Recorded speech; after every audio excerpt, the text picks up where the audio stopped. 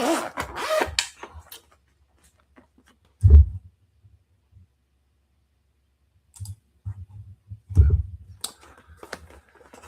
right. What's up, everybody? Getting set up here. All right. We are finally at the end here. Man, it took a minute to get this last live started. Been busy. Okay. Okay. As you see, this is the last installment, the last leg of the book of Job. I'm excited to be done. I'm excited to let Job rest. He's been waiting. He's like, set me free. Let me go. Okay. So, all right. Book of Job. If you want to,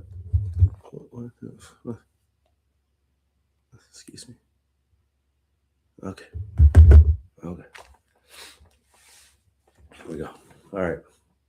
Everybody, and again, if you don't know what book I'm using using the ESV Study Bible. All right. That's my plate. I got my utensils. Let's dig on in here. Okay. Just to recap, if you haven't read through the first 37 chapters of the book, basically Job the devil, he went to God. All right. Well, actually, the devil was roaming throughout the earth, looking to and fro, looking for somebody to pretty much kill, steal, destroy from. Right.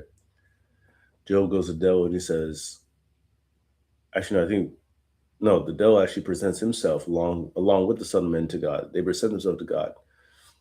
And the devil's looking for these things. God tells the devil, have you considered my servant Job? He's blameless. He's upright. Right? He does no wrong. After that permission that God gave to the devil, right? Because God has that power. The devil stripped away his wealth, destroyed his kids, right? Left his wife alone, but then gave him plagues of the body, all these things, right?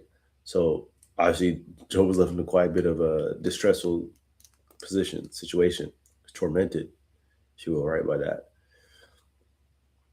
After this, his friends come to Job, right? 3 friends.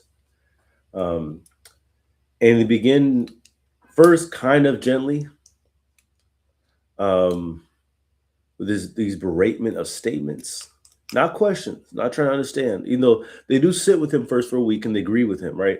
I mean, it's set up so well. The friends that come and sit with him for a week, they just sit with, nobody says anything. They just sit with him. They cry with him. I mean, it's set up like, oh man, these are friends that you need. I mean, looking back at it, the way it's set up, it's wow. It makes you think, man, these are some great friends. They're just kind. They're awesome. They stay with him. Then they begin to start talking. And then you find out from the first, it's 3 different rounds of this back and forth between Job's friends and him. His friends speak and Job responds to each friend. There's 3 rounds of that. You begin to find out, oh, these friends are not as humble and meek as I would have thought. By the way, it started off. It actually exposes a lot of their prideful nature. Their egos come out, and the more that Job, they're pretty much just saying, Job, you're having all these things happen to you because you have done something wrong. There's something in your life you need to repent for it. And Job was like, no, it's nothing about that. I mean, God does rule. He always gave God his flowers, but he's like, I haven't done all these things that you're saying I'm doing. And the more that the rounds continue, it's like a fight. It's like a boxing match. The more intense the fight gets. And at the end of each round, Job speaks to God. And we start to see, as the rounds continue, Job's attitude and feelings and nature of his speech become more aggressive in tone, right? It's like start to even not accuse God, but really like speak to him in a way that I don't think Job would have initially spoke to him if his friends haven't influenced him in a way. As his friends got more aggressive, Job did as well. Right? That's the power of company. So now, after all that, and even this other guy, what's his name? Elihu, right? His friends are Bildad, Zophar, and what's the other guy's name? Eliphaz, Bildad, and Zophar. Those are the three friends, and that's in the order in which they spoke. And then Elihu was a passerby, this young guy, I think younger than them. He's probably the worst out of all of them. I mean, Zophar was probably pretty bad too. He was awful, right? Eliphaz more so is kind of like he's gonna butter you up a little bit before he kind of lays down what his issues are. Um, Bildad, he's just kind of straightforward, but not too rude about it. He's just straightforward, straight to it. So far, he's that friend. If you're gonna put hands on anybody, it was gonna be him by the way he talks to you. He's the I'm gonna put hands on you type of friend because he just has no filter. He doesn't care about how you're feeling. You could be hurt, dying, bleeding in the ditch. He's gonna be like, well, it's your fault because this, that, and third. Like he's gonna be that friend. Elihu came through. Again, we're not really even sure where he comes from. But the point is that he was not amongst the friend group, and being the youngest is what it said. He felt like he had the most wisdom. Pretty much, he was like, "Don't mind how young I am. You know, I come with wisdom." And then he starts to lay in on Job. So, like, if I'm Job, first of all, I don't know. Job has patience. He must be an upright man because if my three friends are grilling me like this, and I'm getting more and more upset, and then this random stranger comes and starts to grill me, I'm just like, I don't even, keep moving. I don't even know who you are. I'm not listening to you. Keep moving, bro. What you talking to me for? Right now, all this, again, Job is in a place where he's talking quite. He gets kind of wild the way he's talking to God. He was getting kind of wild, and God was like, "Oh, okay, Job, you forgot. Don't let your friends make you forget who I am." Right? And we're going to get the response from Job. And I'm sure there's going to be a huge reconciliation toward the end. Yes. So yeah, like I mentioned, I use the ESV Study Bible. Now, a lot of this has been a cold read. Now, I have tried to do this, put up this live a few times before, or a couple of times before, and it just something kept getting in my way. So I've already read through the first couple of chapters. So I'm gonna get through that, and then the rest of it from this is chapter 38 to 42. From 40, 41, and on to the end, it's all still a cold read. Okay. So yeah, all right, let's get into it. Now, because I have the ESV Study Bible, I would like to show and mention there is extra content at the bottom, right? Like, especially if you see over here on this page, there's a Bible itself, but then there's that extra content at the bottom. I like to read all that because being the studious person that I am, I like the extra information. I like the historical perspectives and stuff like that, and the researched understandings. I like all that stuff. So I'll let you know when it's like extra content stuff. Okay. Now again, chapter 38. The Lord answers Job. All right, some extra content before we get into that. Chapter 38 to chapter 42. Again, the last four chapters. Challenge. The Lord answers Job. The Lord responds in two speeches, each followed by a brief response from Job. In the first, the Lord asks Job whether he knows how creation and its creatures are governed. Job, now made conscious of his ignorance, responds by pledging silence. In his second speech, the Lord asks Job partially about power in relation to himself and other creatures he has made. Job, directly aware of God as never before, responds by humbly submitting to God's sovereignty and penitently despising himself for his earlier wild words. Like I mentioned, right? Job, now directly more aware of God. God is like speaking directly to Job, and Job is like, "Oh, I messed up. My bad, God." While Job had rightly defended himself against his friend's accusation of sin and had defined his circumstances as being governed by God, he had drawn conclusions about what his affliction meant that did not account sufficiently for what was hidden in the knowledge and purposes of God, and that a lot of that was brought on by his friends. His friends were constantly saying, "It's you, it's your fault, it's your fault, it's your fault." And Job started off strong, but again, we started to see how Job himself was starting to get broken down. It was 3 verses 1. You have three of your closest friends telling you how bad your life is. And as the rounds got worse, the more brutal the attacks. At first, it was kind of like, maybe there's just some things in your life. By the end of it, his friends were like, "It's you. You're just an awful person. You're wicked. You're awful. You're all these things." Like their pride was getting so much of the best of them that they're pretty much just saying, "Job, you're an awful." I don't want to start cussing, but y'all know what I'm saying. Okay, more content. 38 to 40. The first challenge. The first of two. The first challenge: understanding the universe. After addressing Job and calling him to prepare himself, after addressing Job and calling him to prepare himself, like get prepared for this boat you're about to get. The Lord asks whether he knows how creation was established and if he has the knowledge or ability to govern it or to shape the lives of its wonderful variety of creatures. So pretty much God's like, okay, Job. Oh, you think you got this. All right. You think you know. Okay, what's up? Here we go. 38. Then the Lord answered Job out of the whirlwind and said, "Who is this that darkens counsel by words without knowledge?" Let me read that again.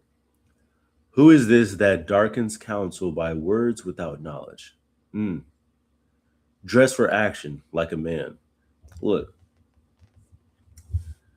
if I ever think that I'm gonna be living and talking a whole bunch of stuff, and then God Himself tells me to dress for action like a man, like, hey, dress for action. I'm just sitting down and I'm probably pooping on myself. I'm just sitting down. I'm like, God, no, no, no, no, no, no, no. Please, please, spare me, spare your servant, please. Continuing, I will question you and you make it known to me. Yeah, this don't sound like going to be fun for Job. Where were you when I laid the foundation of the earth? Tell me if you have understanding. Who determined its measurements? Surely you know. Or who stretched the line upon it? Or where or what were its bases sunk? Or who laid its cornerstone? When the morning stars sang together and all the sons of God shouted for joy. The morning stars sang together, all the sons shouted for joy. Because the glorious works that I was making. Or who shut in the sea with doors when it burst out from the womb?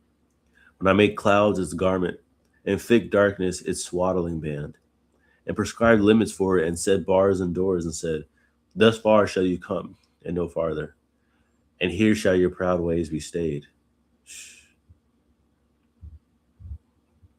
And I wrote down in here that this was also an analogy. Thus far you shall come, talking about how God pretty much took the ocean. You can only go so far, right? The ocean came out, was wild, no control.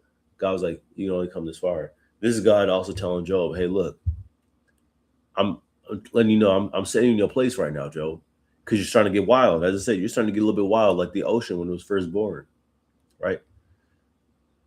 You're starting to get wild, Job. Let me set you in place, right? If I can do that for the ocean, how much easier do you think I can do that for you, Job? Continuing, verse 12. Have you commanded the morning since your days began, or caused the dawn to know its place? Exactly. Try to check me. From God, I'm like, how dare you? All right, let me get some extra content before we get to the next page. The Lord answered Job out of the whirlwind. The heading of the speech is brief but important for what it signifies in the context of the book as a whole. The three friends in Elihu had all assumed in one way or the other that Job's circumstances and or his response to them revealed a repudiation of the God whom he claimed to serve faithfully. They warned that if he did not repent and accept his affliction as corrective, he could only expect further judgment. However, the heading suggests that Job reveals himself to Job in a display of both majestic power and relational presence. The Lord, the name most often used to signify God's covenant character and promises, was used in the prologue where Job describes Job's relationship to him. The fact that the Lord answered Job constrains with what the friends of Elihu indicated he should expect. Although Elihu had already described the display of God's power and purposes in elements of weather, it is a covenantal gesture when the Lord reveals his power and his presence as he speaks to Job out of the whirlwind. While he does not come simply to justify Job, the Lord's presence shows that his reproof comes in the context of steadfast love toward Job, and not a judgment for what the friends assumed was Job's repudiation of the path of righteousness. Repudiation. I'm saying that word wrong. Job's repudiation of the path of righteousness.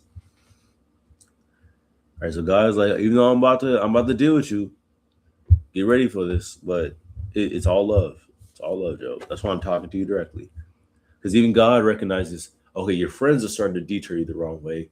See, he didn't speak to none of the friends directly. He went straight to Job. Because he knows who Job is. All right. Verse 2. Extra content. Elihu had accused Job of being someone whose words were generally without knowledge or insight, and represented rebellion in addition to this sin. The Lord does not reprove Job so extensively when he indicates that he darkens counsel by words without knowledge. There appears to be a play on the notion of darkness and something being hidden. Job had drawn conclusions about the nature of God's rule from what was revealed on earth in his and other circumstances. However, he did not account fully for what is hidden from him, and thus his words cast a shadow on the wisdom of righteousness of God's rule. In the speech, God will question Job in order to remind him that even what is revealed of God's powerful and majestic governance of the natural world and its inhabitants, much is still hidden. And if it is true for creation and its creatures, how much more is it true in relation to the wisdom and purpose of the Creator? He's like, Job, there's still a lot you don't know. There's a lot you don't know. Verse 4 to 11. Job had begun by lamenting his birth and the time of his life in chapter 3. Using the same language of birth, God now asks Job about the birth of the universe. Can Job explain how the origin of the cosmos could or should have been different? Verse 7, sons of God. This is the same expression found in the prologue. It refers to the members of the heavenly court surrounding God's throne. Right. Now, verses 12 through 38, which we're getting into now. The Lord questions Job about whether he has either the knowledge or the ability to govern elements of creation that he experiences regularly. In light of the obvious answer, the Lord also reminds Job that he cannot see fully what the Lord is doing with respect to justice and judgment. Give me 1 second.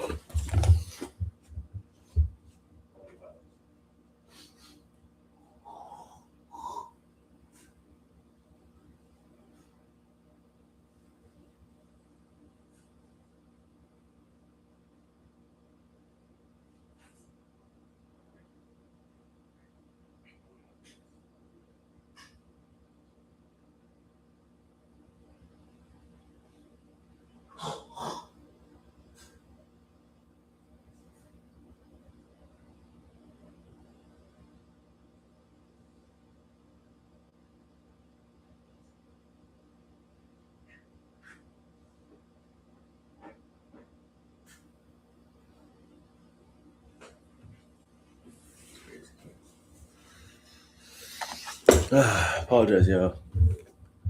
I just got my nose just got a little stuffy. I just had some phlegm. Mind you, I've been sitting here for the last couple of days. Have not dealt with this until I try to start this live, and I noticed that too. The devil be doing some powerful things, man. I was sitting there all day yesterday.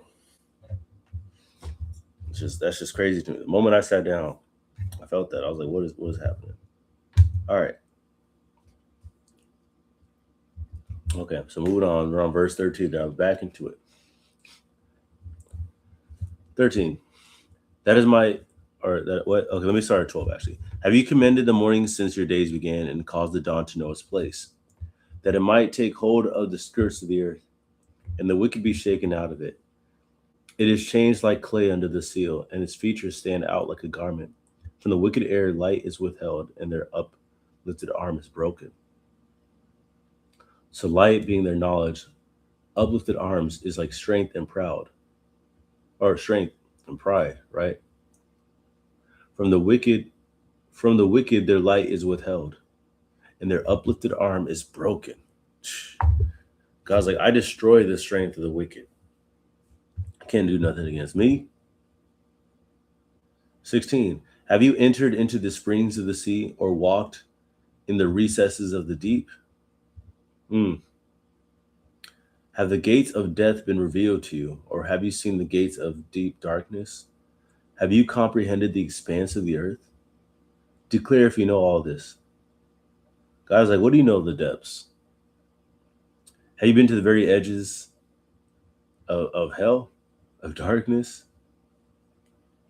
From the spring in life all the way, from the springs of life all the way down to the depths of the unknown. Do you know these things, Job? 19. Where is the way to the dwelling of light, and where is the place of darkness? Oof. Where does light rest? Where does darkness come from? That you may take it to its territory, and that you may discern the paths to its home. You know, for you were born then, and the number of your days is great. Ooh. Hey, God talking his, he talking his mess. He said, you know, for you were born then, right? You were born in the time when light and darkness had no home, and I had to make one for them. And the number of your days are great. He's being sarcastic. He's like, you should know, right? You know, for you were born. The number of your days are great. Our days are very numbered. Our days are small compared to God, who's everlasting. Our days is like this. So God talking his mess. Again, if God starts talking to me like this, I'm like, God, please, I'm sorry. I'm not even talking. I'm not even talking. I'm just trying not to die, honestly. I'm just trying not to melt of shame. 22. Have you entered the storehouses of the snow? Or have you seen the storehouses of the hail, which I have reserved for the time of trouble, for the day of battle and war, which that is a huge reference to Revelation, right? And I might do a live on that sometime. I mean, I would like to do a live on most of the Bible, but yeah, that's a reference to Revelation. 24. What is the way to the place where the light is distributed, or where the east wind is scattered upon the earth? 25. Who has cleft a channel for the torrents of rain and a way from the thunderbolt, to bring rain on a land where no man is, on the desert in which there is no man, to satisfy the waste and desolate land, and to make the ground sprout with grass?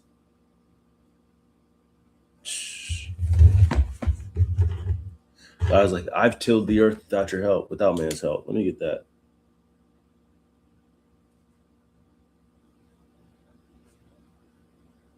God's saying, I've tilled the earth. To remind you, he was getting Adam to do that in the very beginning.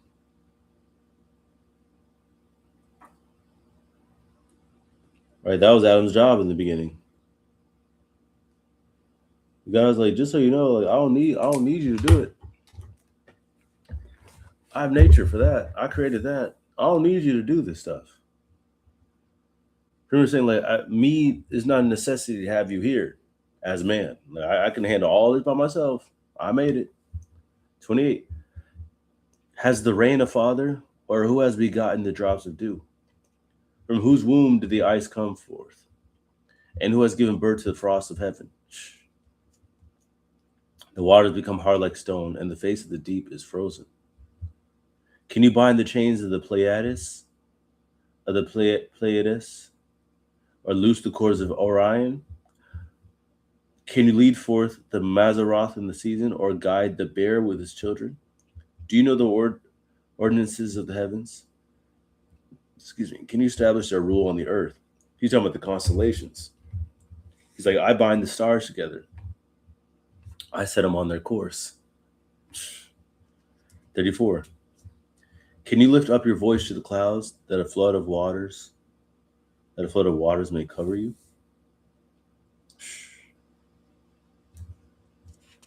God going crazy right now. And we're just getting started. He was warming Job up.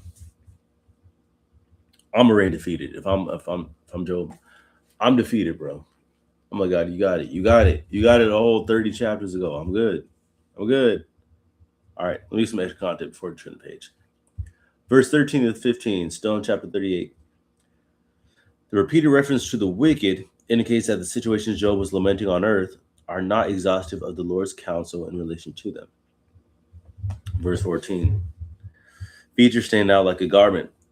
The coming of the dawn is compared to the dyeing of a garment. And dyeing in this sense, dyeing like color dye. Not like actual dyeing, right? 22-23, the reference to storehouses that are reserved for the time of trouble is another reminder to Job that the Lord's governance of earth's inhabitants is not limited to what is revealed on earth. Sorry, I just want to check what time. On earth. 32, the Mazrath. This is a translation of a Hebrew word, otherwise unknown. In the context, it must refer to one of the constellations, the bear. This is also a constellation, as indicated by the reference to it along with Orion and the Pleiades. Yes. Okay, continuing. Verse 35. Can you send forth lightnings, that they may go and say to you, here we are? Who has put wisdom in the inward parts, or given understanding to the mind? I pretty much, who gave us wisdom? That's what God's saying to us. Who gave y'all wisdom and understanding? Who can number the clouds by wisdom? Or who can tilt the water skins to the heavens? When the dust runs into a mass and the clods stick fast together. And finishing 38. Can you hunt the prey for the lion, or satisfy the appetite of the young lions when they crouch in their dens or lie in wait in the thicket? Who provides for the raven its prey when its young ones cry to God for help and wander about for lack of food? So pretty much God is saying, who provides for food the creatures of earth?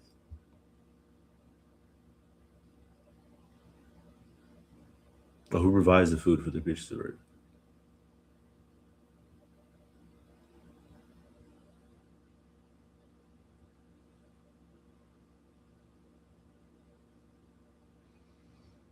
I wrote that weird over here, but anyways, yeah. Like, who can provide food for the creatures? Like, who provided that? That's some extra content before we get into 39. Verse 36. The translation of this line is difficult because the Hebrew terms is rare. 36. It says, who's put wisdom in the inner parts, or given understanding to the mind, right? If they are translated as ibis or rooster, the line has a sense that fits well in the context of the section to come. The combination of wisdom and understanding may make it more likely that these terms refer to inward parts or mind, as that which governs a person's actions and appropriates wisdom from the Lord. All right.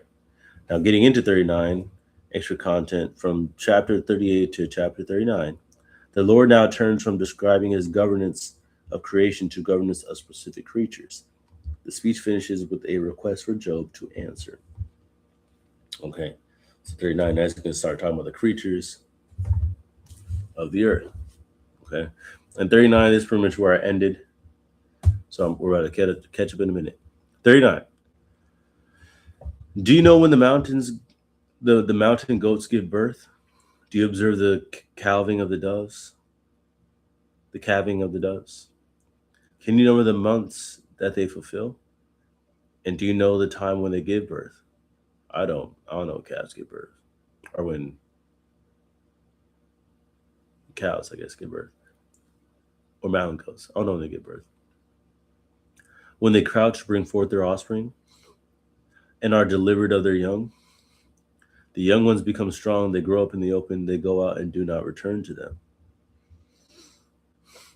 them. Just like us sometimes, we get older, we get stronger, we grow up, and we leave God's presence, and sometimes we don't come back. All right. That's what I got from that. It could be other interpretations as well. Or just in general, when we get older, we become adults, we go out and we leave our parents, we don't come back. Right? So you could just be relating, but the first thing I mentioned, I just read deep into that. Verse 5. Who has let the wild donkey go free? Who has loosed the bonds of the swift donkey, to whom I have given the arid plain for its home? and the salt land for his dwelling place. The donkey being meek and humble, arid being dry, and tumult being noisy and violent. Right? The donkey kind of likes the arid, kind of just plain area. Right? He scorns the tumult of the city, who hears not the shouts of the driver. He ranges the mountains as his pasture, and he searches after every green thing. Right? So donkeys prefer to be in the wild, whereas nice and calm are calmer compared to the city.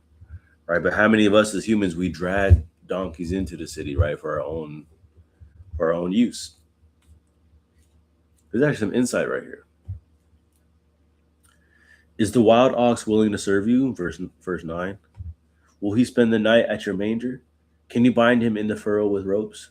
Or will he harrow the valleys after you? Will you depend on him because his strength is great? And will you leave to him your labor?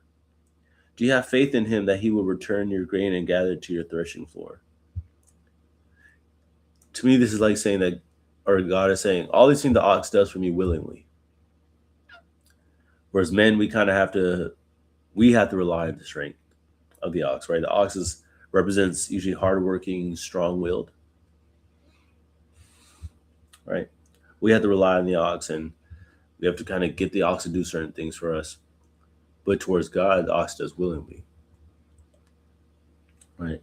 It's like creatures were designed to just understand exactly what they're meant to do. They don't. I don't think most creatures, I don't believe, have the certain ego that we have. You know, they have ways of doing things, but they don't have the sort of egos that we have, right? 13. The wings of the ostrich wave proudly, but are they the pinions?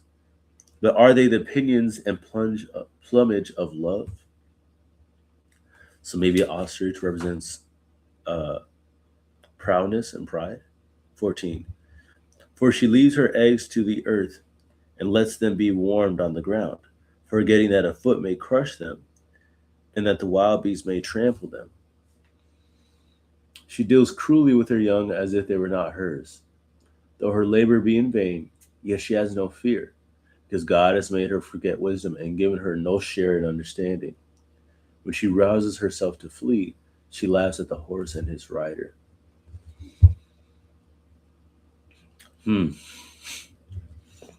That was interesting. Let's get some extra content before we continue. Verse 9.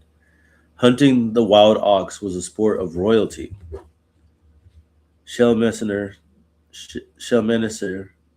III of Assyria had it portrayed among the items of tribute on his famous monument, the Black Obelisk. 15.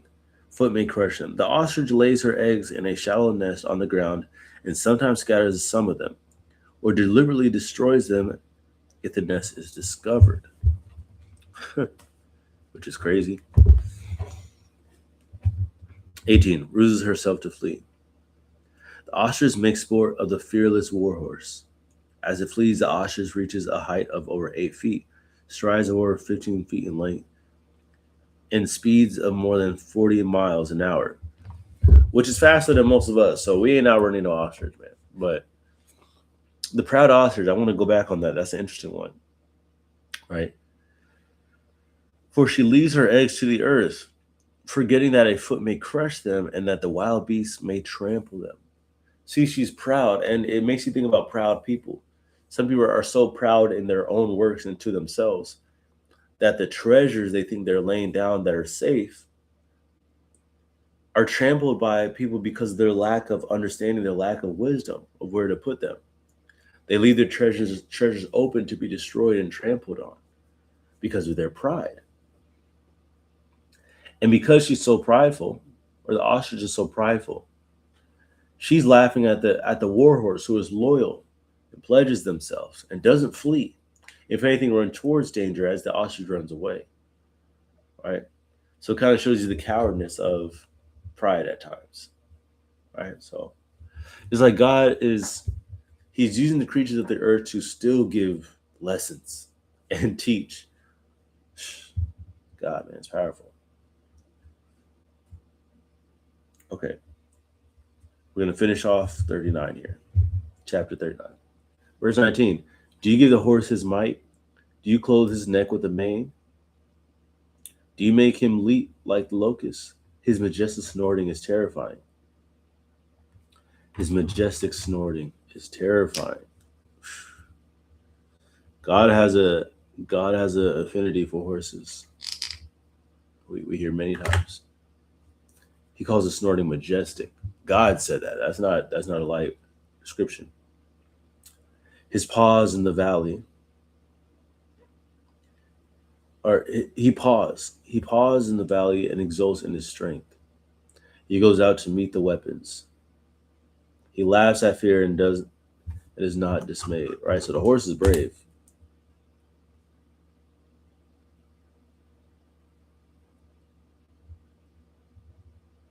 He does not turn back from the sword.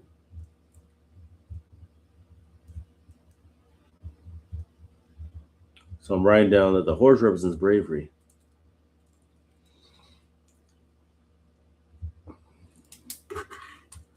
Upon him rattle the quiver, the flashing spear, and the javelin. With fierceness and rage, he swallows the ground. As in, he overtakes it. When he gallops, it's just like he claims the territory. He cannot stand still at the sound of the trumpet. When the trumpet sounds, he says, "Aha!" He smells the battle from afar, the thunder of the captains and the shouting. Yeah, man, horses are powerful assets in war, especially back in the days when they fought with horses and stuff. Horses went down with the people. They would charge straight into battle. And they made a huge difference. You see a platoon of horses and men riding at you, and you're on the ground. You better get the horses first, because it's gonna be hard when they reach you, right? Also, sorry, y'all, give me a second. I know I keep leaving. I gotta get my way to make this. Let's go. Oh.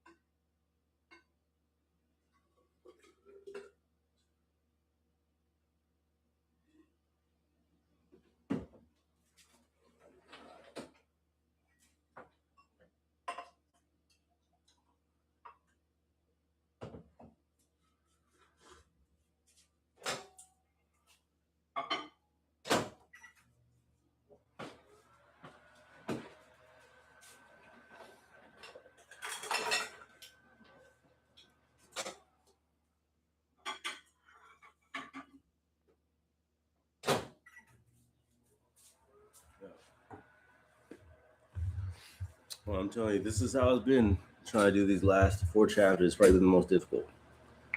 I know I could have done this probably before, but I also got a lot of other things to do today. So this is how it's been though. It's just been a journey. It's been 4 chapters, but yeah. All right, continuing. 26. We just talked about the brave horse. 26. Is it by your understanding that the hawk soars and spreads his wings towards the south? Is it that your command that the eagle mounts up and makes his nest on high? Woo! On the rock he dwells and makes his home, on the rocky crag and stronghold. Right. Now the eagle is definitely an animal of God. Right. And the eagle, and I wrote down the eagle represents God, nest, kingdom. Eagle that mounts up and sets his kingdom, his nest, his kingdom on high, and overlooks. Right, there's 4 animals that God has encamped around him as part of the Ophilim. The Ophilim. It's a man, it's an eagle, it's an ox, And one more. A lion. I forget the lion. Yep. Man, eagle, ox, and a lion. Right. So those four are like God's four mightiest, which some have said are represented by Matthew, Mark, Luke, and James, right, of the Gospels.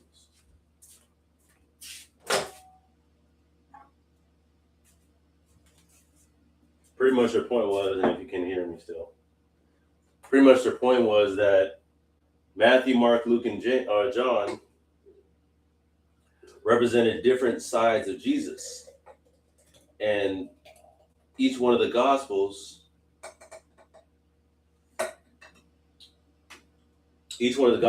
shows Jesus being represented by each one of these animals and what their characteristics are and how they're represented by God. Right? I forgot which animal's which, but I know that Jesus is represented as more of a lion in Matthew. I remember that correctly. I forgot which of the other creatures are represented, or Jesus is being represented by, in regards to Mark, Luke, and James. I know Matthew represents the lion. I can do research on the other ones. But those are definitely the lives I want to do as well. Okay. Now finishing verse 29. From there he spies out the prey. His eyes behold it from far away. His young ones suck up blood. And where the slain are, there is he. How about the eagles?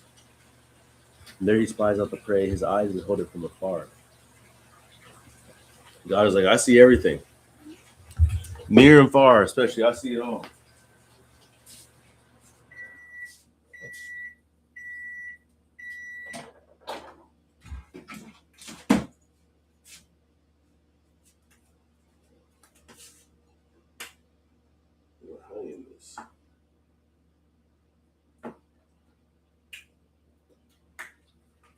Right, God is reminding Job exactly who he is and how he set things up. Definitely not by accident, by the way.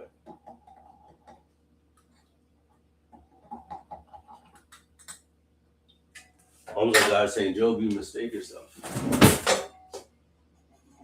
And while you're out here pondering how to be a human, I've given you creatures to show you even how to live life. But it's something God says in Proverbs, brought to us by Solomon. Look to the ants for wisdom of how to live life. But that was just one animal to look at, one creature or insect, right? Creature crawling thing.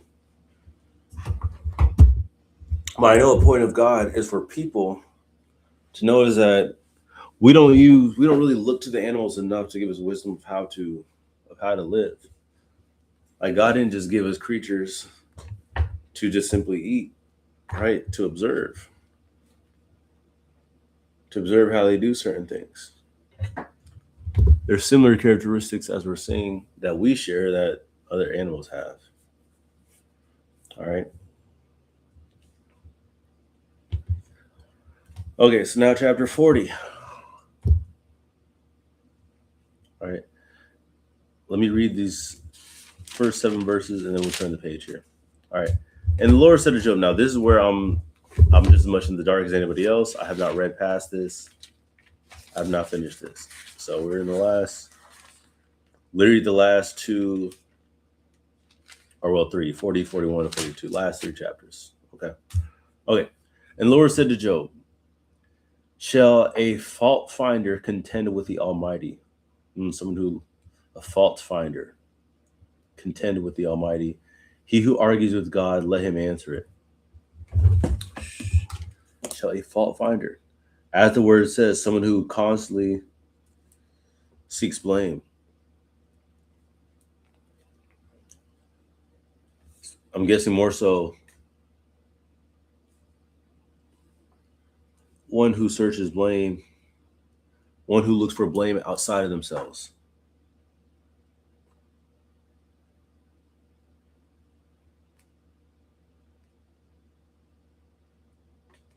Look for faults or blame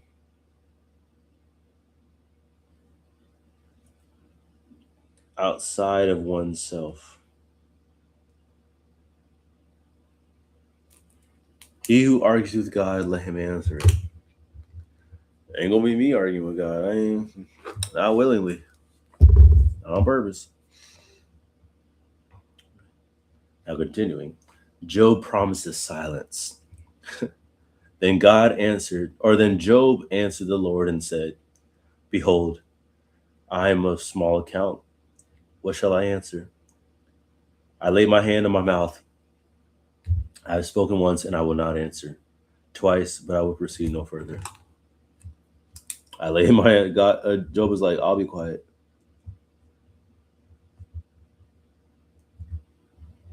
Job saying, "I'll be quiet. What am I gonna say to you? Your God, what am I gonna say to you? What do I gotta say?" Now, before we turn the page, this is some extra content here. Chapter 40, verse 1 to 2. The Lord refers to Job as a fault finder and asks him to answer. But the questions help Job to recognize what is beyond the reach of any mortal's knowledge or power. Now, what we just read, verse 3 to 5, Job's response, silence. In the face of the Lord's questions, Job puts his hand over his mouth, just as princes had done in his own presence, and pledged silence. Yeah, because that was mentioned in chapter 29, how when Job was so wise and so honored by the people around him when he had all his things, that even princes and royalty, they would listen to him rather than speak. Again, just to show you then how, this was royalty. People in high places would listen to Job when he spoke and not cut him off. Elders would listen to this man. Now you got his friends over here berating him.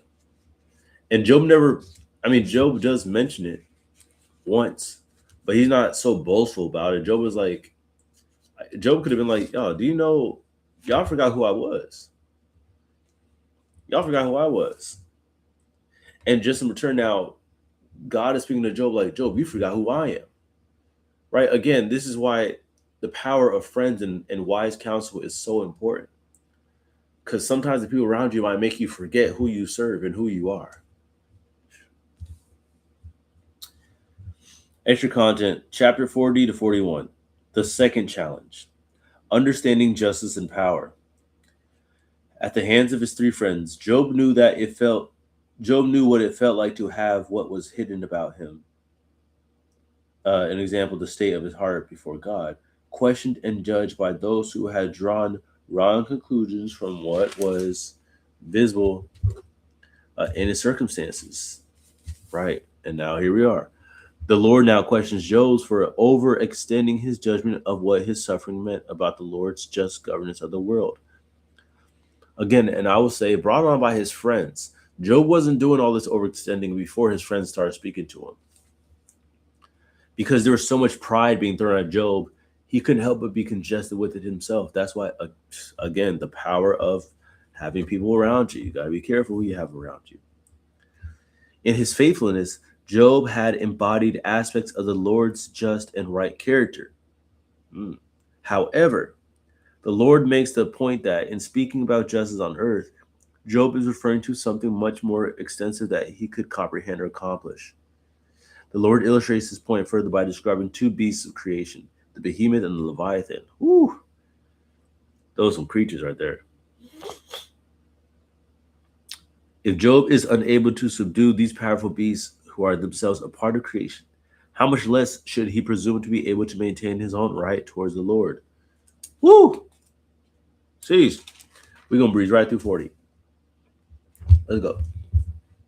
Verse 6. The Lord challenges Job.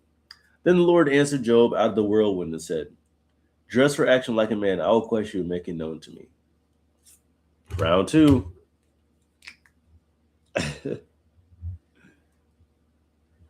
God was like, "Oh, you thought I was done. I'd have let you go for 3 rounds back and forth with your friends talking crazy towards me. And you thought I was going to be done after 1 round? Nah. That'd be me if I don't got kids yet. But this how I am because I'm an elementary school teacher. That's actually no, that isn't me with them. I'm like, y'all think I'm done? I just listen to y'all talk some crazy stuff to each other, this, that, and the third, to each other now. Mind you, I already said it. I said it. Kids, whoever finds out they won't talk crazy, they find out right away I'm not the person to talk crazy to, especially these little kids, man. I don't care what grade level they are. Boy or girl, I don't care. You ain't talking to me crazy. One thing I do not do is deal with going back and forth with kids. That's why I'm starting to see he's so above. He could let them speak for all this time. God don't need to argue with you. Because the moment you start speaking, you're going to find out right away, oh, I done messed up Aaron. You done messed up Aaron. Right? It's the same with my kids. They might talk crazy to each other. The moment they even try to direct a little bit of that energy towards me, I'll look at them, I'll be like, y'all talk crazy to your friends. I'm not one of your friends. I'll be looking right into the face. I'm like, I'm not your friend. Don't talk to me. I'm not your friend.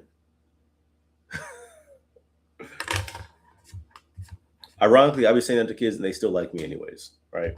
I've had fifth graders try to challenge me, fifth grade. And the first thing I'll be asking them, and because I know this too, and God is doing exactly, and I'm sure I'm getting this from reading this, but it's so powerful when somebody's trying to challenge you, you just ask them a question. It's like, especially these kids, right? They're trying to be sarcastic towards me. And I'll be like, how old are you? Let's say, I'm 10, I'm 11, you're 10. 10 years old. And I'm asking another question. Especially if they're trying to be clown, they're trying to clown and be silly and all this. I don't allow kids to be silly, man. Don't be silly. It's one thing to make jokes. I get there are times to, I'm not saying silly jokes are bad all the time, but when you're in class and you try to be silly towards me, I'll be asking them, like, are you a clown? They're like, what? I'm like, are you a clown? Okay. You sure you don't want to join a circus? If you want to join a circus, you can go ahead. You don't have to be here. And that's when the kids are like, oh. And the other kids are like, yeah, they'll say it's roasting, but it's like, I'm trying to set you in the right place. I'm trying to let them know there's a place. As God has said in the place for the seeds, the seeds doesn't land on the land. The land doesn't belong on the land. Did I say that? Okay. The seeds don't belong on the land. They belong in their place. The land doesn't belong on top of the seeds. They belong in their place. So as a teacher, my job is to put these kids in their place, not for admonishment, not to just bring them down, not to break them down, but to set them in the right place. In the class, if it's unruly, if it's joking and laughing and being silly, these kids will never learn. It's not about killing their character or their individualism. I tell them that I don't want y'all to here to be robots. Now, I can't speak for the entirety of the education department. Thankfully, I'm in music, so I have a little bit more free range to allow kids to just kind of be. But there's a limit, and there's a threshold of control or disobedience or structure that you need. I want there to be enough structure the kids know where and when's the right time to turn on their listening skills, right? But again, I don't want them to be robots. Now, again, I can't speak for the majority of the education department or what have you, because one thing I know as a point, having been through school, the school doesn't really do the best job growing up, middle school, high school, of teaching kids how to really be individuals and learning how to creatively think. It really does fall on teachers in their own classes. I tell my kids all the time, your greatest weapon is this right here. Your greatest tool is this. I constantly tell them to be creative, create, do things. Right? Don't settle. I tell them the opposite of the whole just memorizing things. I don't try to give them a bunch of stuff to memorize. We memorized maybe 4 or 6 words out of the entire year so far. A lot of what I'm doing is creative works. Showing them new things, but I'm trying to teach them how to be creative or keep that in them. I tell them all the time, your greatest weapon is this right here. Your greatest tool and your greatest weapon is your mind. Be creative. Don't just settle. Don't be a consumer. I'm telling them this in 4th and 5th grade. And I'm telling them this, knowing that there's a greater chance that they're going to get into middle school and high school. Excuse me. Again, I was not coughing like this until I started doing this live. Devil, you have no control over me. You have no control here, devil. Knowing full well that in middle school and high school, they might not be getting all this. But in elementary school, if I can just keep regurgitating that to them and keep pressing in their mind, this is your greatest weapon. Do not be controlled. Right? Don't be so conformed. Right? There's structure. You need to learn how to be aware. It's going to sound kind of like I'm contradicting myself if you don't understand. The goal is not to be a robot. The goal is to be aware of situations. Be aware that when you're in the classroom, this is the time to learn, because what I'm trying to teach you will benefit you. I'm not here to teach you anything other than what's good for you. And that's what God is doing for Job. God is like, yeah, I'm reprimanding you right now, but what I'm trying to teach you is only going to benefit you. It's only going to benefit you. Right? Come here, you. Right? It's only going to benefit you. Right? Yeah. All right. I'm not here to make you a robot. God gave us free will for a reason. Right? Right. Right. What's that, doggy? What's up? Right.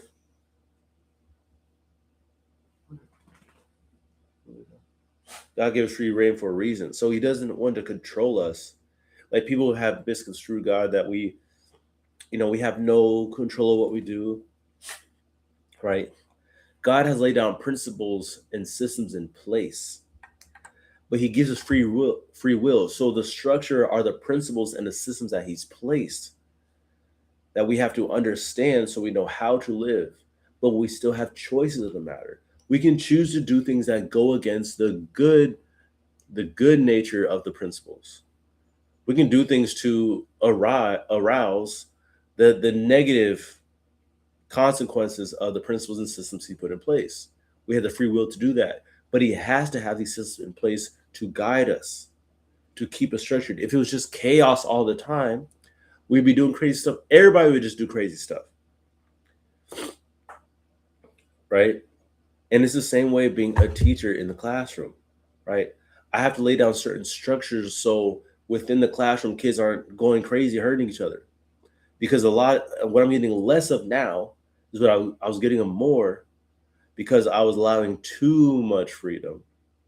Too much. All right. I didn't say lacking. I didn't say I was restricting freedom, but I was allowing too much freedom, and kids who are not mature enough.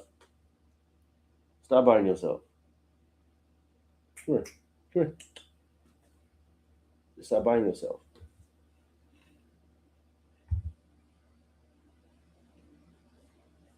Okay. Right there. I can't let my dog by himself because she'll bite herself into an open wound. Right. For most of the day, I don't be telling her what to do. But I got to limit some of her freedoms because sometimes she'll just kill herself. These kids will be in the classroom hurting themselves, getting each other hurt, not because they're trying to, but they don't have the maturity to understand the actions that they do. Right. Just wanted to point that out. Okay. You're cute, dog. You're cute, dog.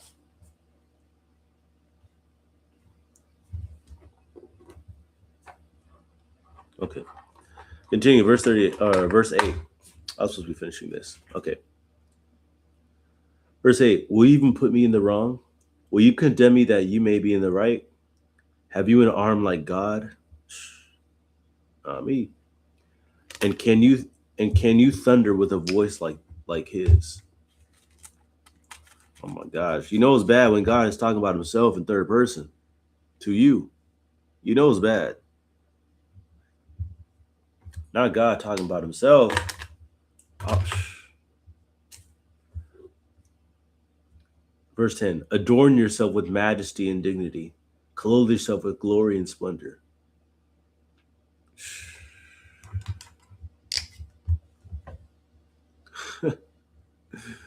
Oh, man. He's like, try it. Try it, Joe. Try to give yourself majesty and dignity, huh? Coat yourself with glory and splendor. Do that. Go ahead. Pour out the overflowing of your anger, overflowings of your anger, and look on everyone who is proud and abase him. Proud and abase him, like set him down. Look on everyone who is proud and bring him low, and tread down the wicked where they stand. Hide them in all the dust together. Bind their faces in the world below. Then will I also acknowledge to you that your own right hand can save you. Woo! He's like, go ahead, Job. Show your mighty power and your righteous anger towards the wicked, that you can stay them. Right? Look on everyone who is proud and bring them low.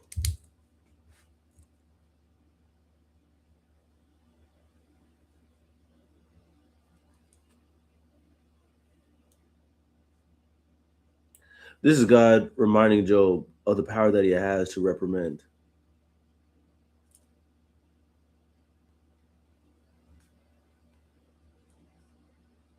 Job, of his divine judgment, right? His divine judgment, his wrath, and his strength. Yeah, sure, Job, you got it. You go ahead. Do all these things that I can do. But you go on ahead, Job. Behold, Behemoth. Woo. That's a powerful name too, Behemoth. A large animal, exact identity unknown. Behemoth, I think, described as like a large, like beastly type of creature of the land. And Leviathan is of the sea, but the Behemoth is like a large, just land dwelling creature. Me being crazy, I would love to see the Behemoth and the Leviathan with my own eyes. Though if I ever do see that with my own eyes, I would probably have to be close enough to see it, and it might be the last thing I see. So, but such a mighty name, and probably just what they represent. But Behemoth, that sounds like a gargantuan sort of creature. Sheesh. Behold, Behemoth, which I made as I made you, which I made as I made you. That's God claiming ownership. I mean, of course.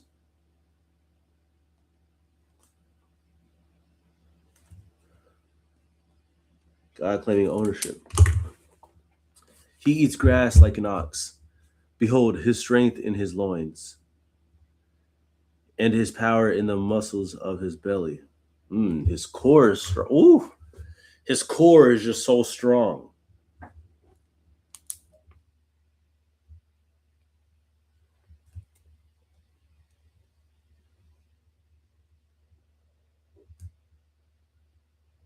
Right?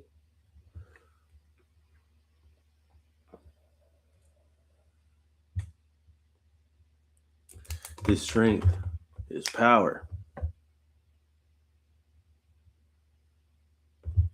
He's like, I made something so fierce.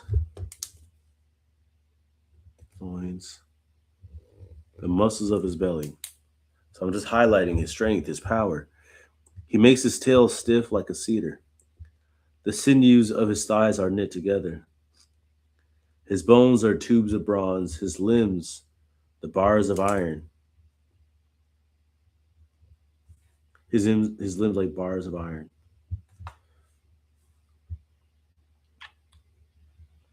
He has a strong and tough body structure.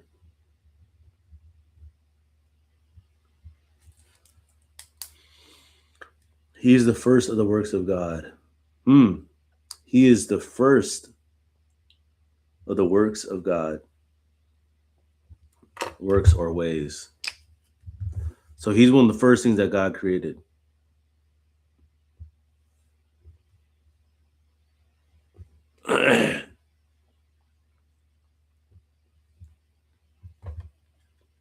He's the first of the works of God. Let him who made him bring near his sword.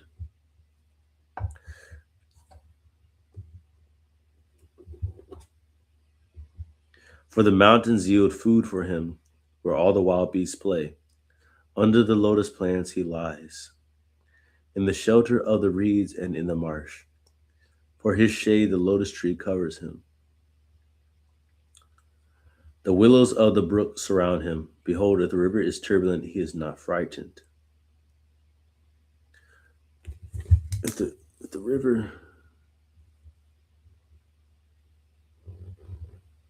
he's not frightened. He's very brave. He has no fear. Even when things around him are going crazy or tremulous, he's like, I'm not afraid. He is confident through Jordan. He is confident though Jordan rushes against his mouth.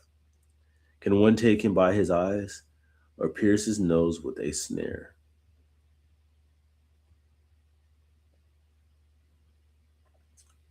Or pierce his nose with a snare. Can one take him by his eyes or his sight? Essentially, to me, he's not easily fooled.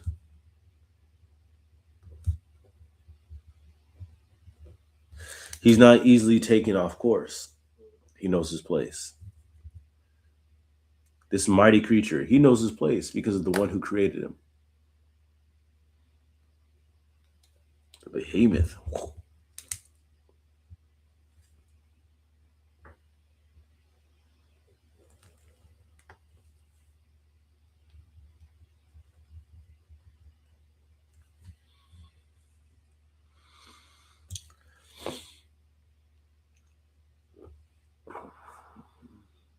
All right, and that ends that ends chapter 40. Ending it with the behemoth. Woo, that'd be a great pet to have. I would hate to clean up that poop though. That would be kind of probably wouldn't smell that great. Okay, extra content. Chapter 40 verses 6 through 14. The Lord addresses Job and questions him particularly about how Job sought to defend his integrity in such a way that he seemed to imply that it was God who was acting out of accord with his own character. Verse 8. In doing so, Job has spoken beyond his knowledge or power to act justly. Yeah, Job, he was starting to talk crazy. Like, even I was reading it towards the end before God started responding. I was like, Job, you talking kind of crazy. You like, but again, I know where it's coming from. Verse 13.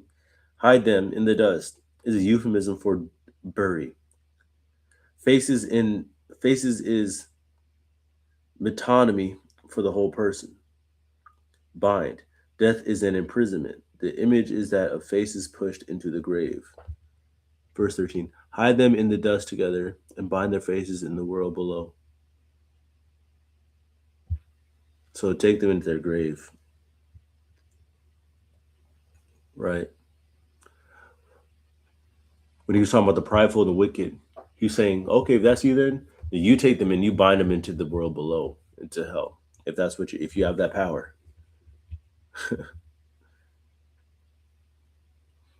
15 to 24, the Lord describes the power of behemoth. Yes, he does. 15, behemoth usually refers to cattle. But in at least one other reference, it most likely signifies a hippopotamus. It is almost universally so interpreted in this passage, taking the description of verses 16 to 18 as poetical extravagance. Some, however, suppose that the description requires some kind of mythical beast to be in view, as a parallel to Leviathan. The first option is simpler. For it being like a cattle-like creature. Yeah, I'm sure some sort of, it could be, to me, it just seemed like some a large beastly creature. Again, it eats grass, right? So it's a herbivore, right? He eats grass like an ox. So it could be some sort of ox or cattle-like creature. A hippopotamus, I guess, but yeah, I'm leaning more on the cattle side of things. A sort of beastly ox or creature that that moves things. The mountains yield food for him, where all the wild beasts play. the wild beasts, right? Hippopotamus kind of more so play like in the water and the mud and stuff like that. They exist around in that area. Um, I know, I guess, but I don't know. If I see it, I'll let y'all know. If I see the behemoth, I'll let y'all know what it is. All right. 17. Tail stiff like a cedar. Tail is a common euphemism for phallus. It is to be so interpreted in this verse. Considering the description of the anatomy of the animal, potency is often associated with procreative power. Oh, in the medieval period, behemoth was conceived as a symbol of sensuality and sin. Yeah, a phallus. I think I know what they're going with that because I don't know what the word phallus means, but even when I see the word, look, I'm an adult, I'm human. When I read, he makes his tail stiff like a cedar. Okay, even I read through it the first time, like I was like I understood what you were saying. What is a phallus? A phallus, a representation of the erect male organ. Okay, yeah, yeah, yeah. Okay, I get it. I get it. All right, cool.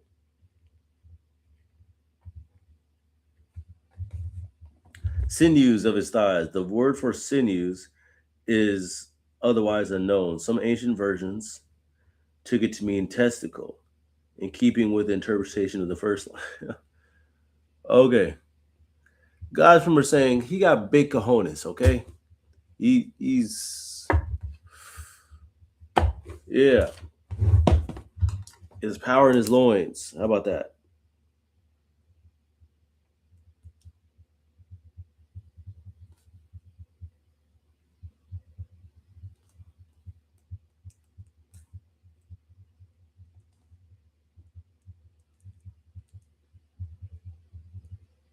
And as well, like he has a lot of like testosterone, if you will, a lot of aggression in himself, right? Used for work and being brutal if he needs to be. Okay, that's pretty much what he's saying.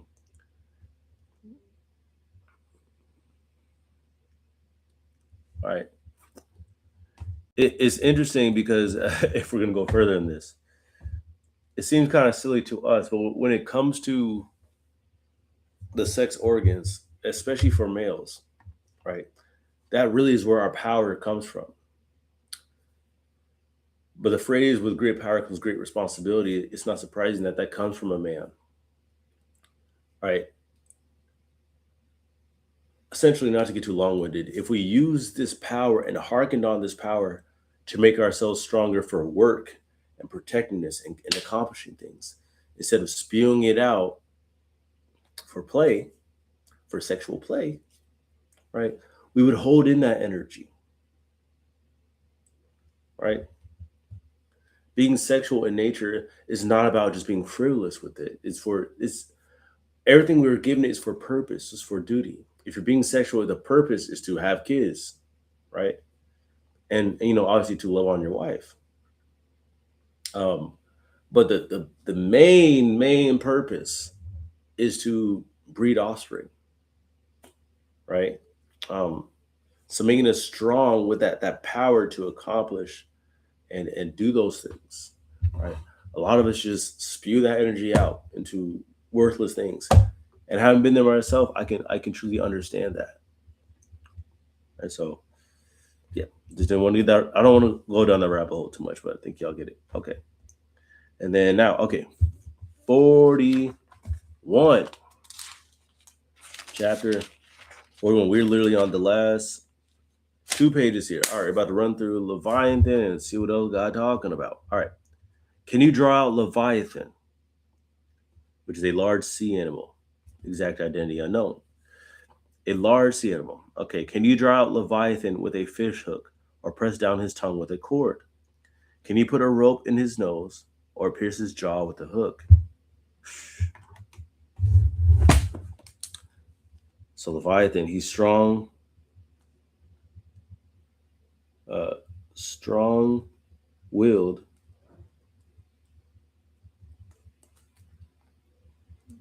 and mighty, and tough-skinned.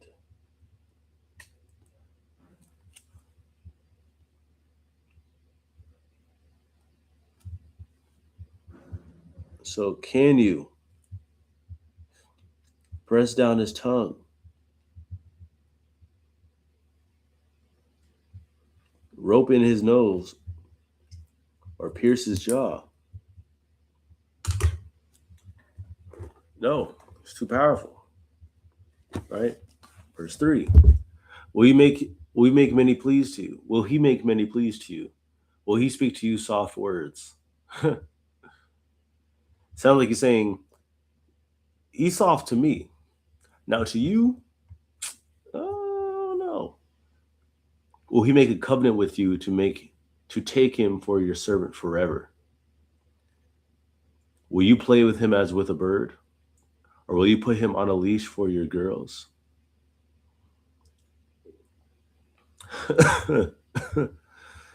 Can you treat him like one of the birds, or can you treat him like a dog to showcase to your girls? I see God ain't playing. Will traders bargain over him? Will they divide him up among the merchants? Can he fill his skin with harpoons, or his head with fishing spears? Again, that tough skin. Lay your hands on him. Remember the battle. You will not do it again. God said, lay your hands on him. Remember the battle. You will not do it again. That'll be your last time. You try to put your hands on him? Okay. That's the last time you're going to do any of that. Let me go back to this last part. Verse 3 to 5.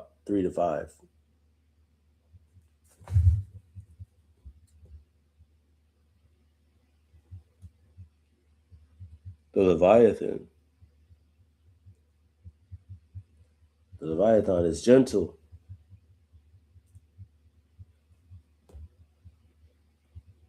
Is gentle with God, even pet-like.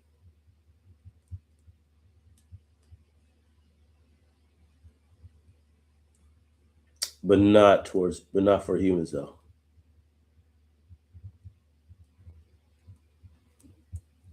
But not for humans. I don't overstep that boundary. Verse 9. Behold, the hope of a man is false. He is laid low even at the sight of him.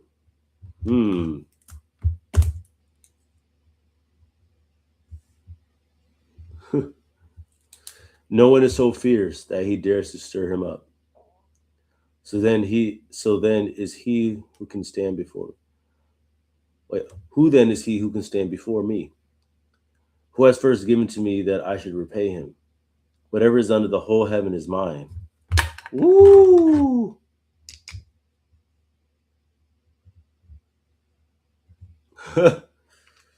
Oh man.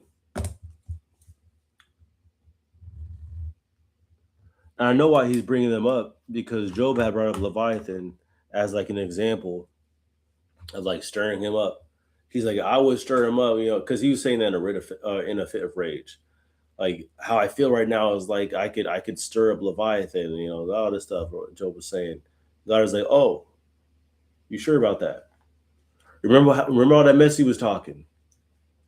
I was listening to you, Job. Remember all the mess he was just talking. Put your hands on him. See if you can do it again. Put your hands on him. No one is that stupid. No one is so fierce. Y'all ain't that dumb. Whatever's under the whole heaven. I have the two mightiest beasts I ever created as my pets. As my pets. Everything under the heavens is me. That's me. See back of my me. It says God. God owns this. It says that everywhere. Play with me, Job. Don't play with me. Let's get some extra content on the Leviathan. The 34. I think this is just chapter 41. 1 through 34. Yeah. Okay, that's chapter 41. The Lord describes the power of the Leviathan by focusing on the inability of man to subdue him, then applies such power analogously to himself. Yes, he does. 41 verse 1. Leviathan, the animal described in the section may be the crocodile. Crocodile. Interpreters sometimes suggest it is a mythical creature representing forces overcome by God's power in creation. However, the focus of this section is on the fact that whatever powerful creature is being referred to, it is a part of God's creation and is governed by his power. Yeah. So we have like an ox and a crocodile sort of thing. Two powerful creatures, man. I'm not messing with most crocodiles. When it comes to this one, I'm good. I'm good. 9 through 11. If it is futile for people to presume that they could lay their hands on Leviathan, who is a part of God's creation, then how much more should Job be cautious about his presumption in wanting to bring his case and stand before God? Again, God is like, Job, you was talking all that mess about coming to talk to me and speak to me, as if you have any understanding of who I am or what I'm capable of.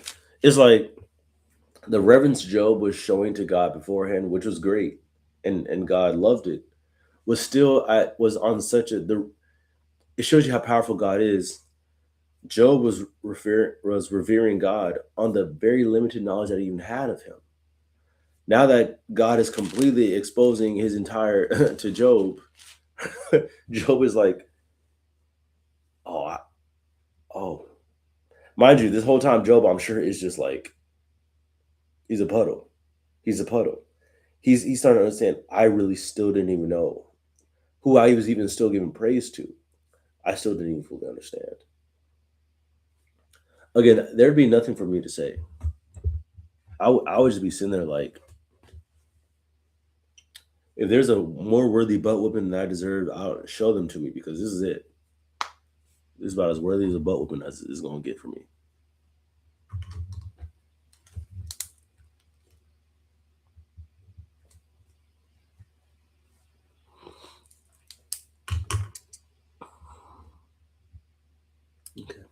Okay. Verse 12. Verse 12. I would not keep silence concerning his limbs, or his mighty strength, or his godly frame. Who can strip off his outer garment? Oh.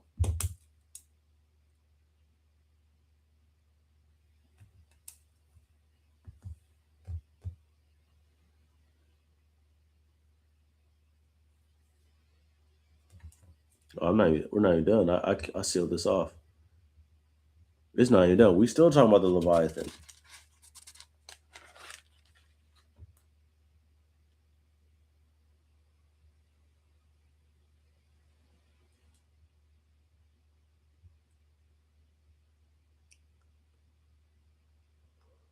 Whew. He's still not done with the Leviathan. This is all Leviathan right here. Golly. I will not keep silence concerning his limbs, or his mighty strength, or his goodly frame. Who can strip off his outer garment? Who would come near him with a bridle? Who can open the doors of his face?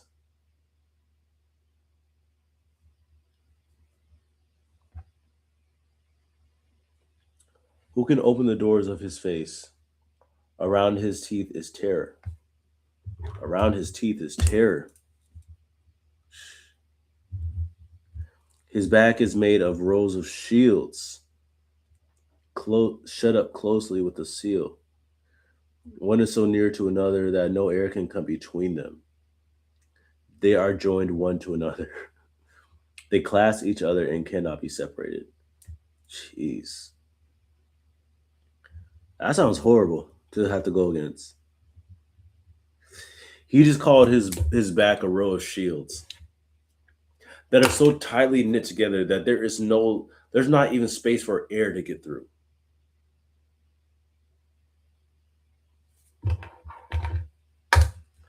They are joined together as one.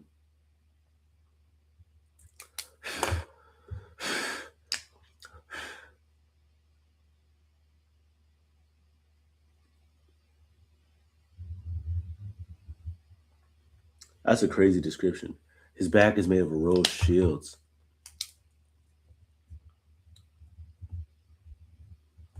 The might of his back, or pride, even. Right? Verse 18. His sneezing flash forth light, and his eyes are like the eyelids of the dawn. Out of his mouth go flaming torches, sparks of fire leap forth. So he breathes fire.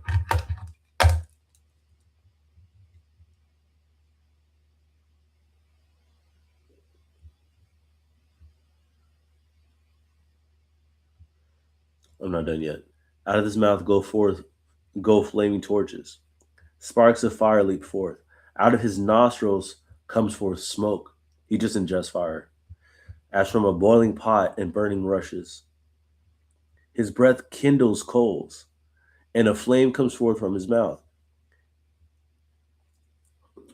Jeez.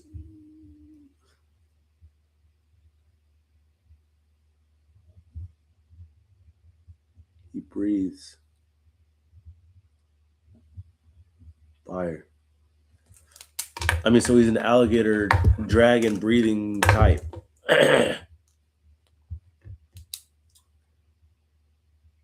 Breathes fire. Out of his mouth goes flaming torches.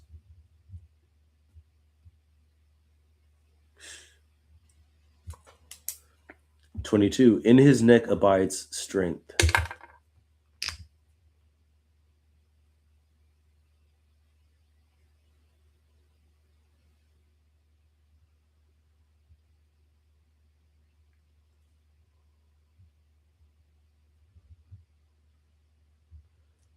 In his neck abides strength, and terror dances before him.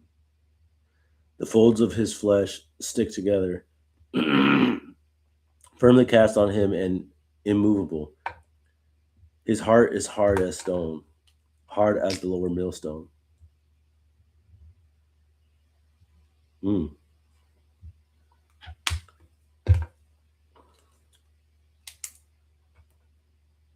It's funny saying his heart. Saying somebody has a hard heart usually means they're cold and bitter, but it also means that his heart is impenetrable.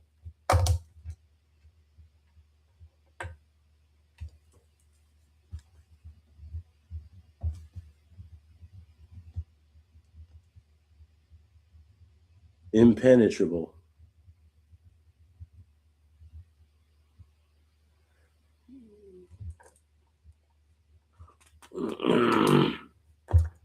Before we continue, his heart is metaphor for chest, his chest. Okay. Yeah, metaphor for chest meaning he can't get to his chest. Excuse me.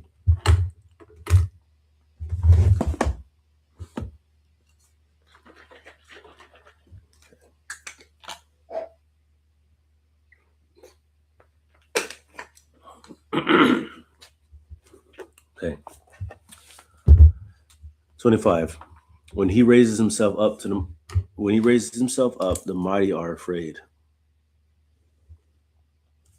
This is all Leviathan. See, and that's how I'm knowing the behemoth is definitely powerful. But this is a whole thing for Leviathan.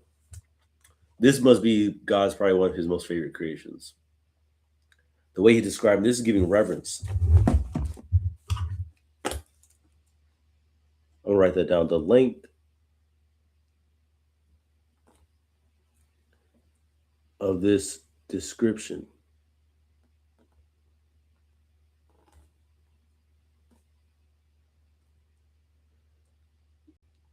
indicates the Leviathan as one of God's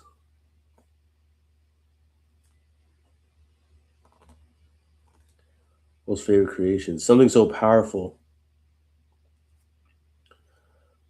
and wild. He talks to him like a pet. He says he's like a pet. What do you say? Will you put him on a leash for your girls? Right, to advertise. Because we know girls love them dogs, man. God knew. God knew exactly what he was talking about.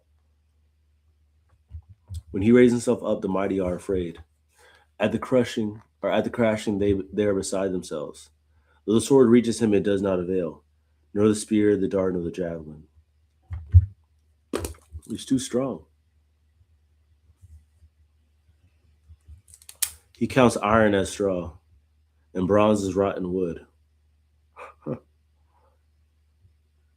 The arrow cannot make him flee.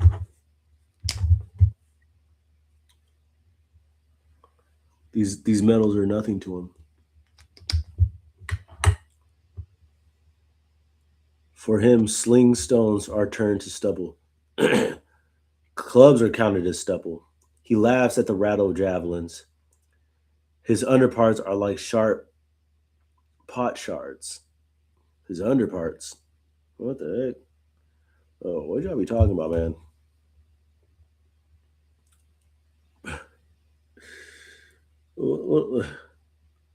His underparts are like sharp potsherds. He spreads himself like a threshing sledge on the mire. He makes the deep boil like a pot. He makes the sea like a pot of ointment. He makes the sea like a pot of ointment. He heals himself like that. I don't know. I mean, I don't know what's gonna hurt him.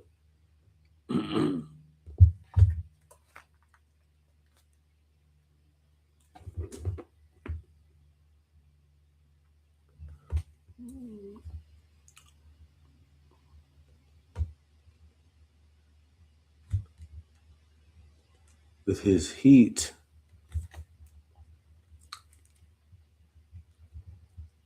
he makes the sea soothing to him.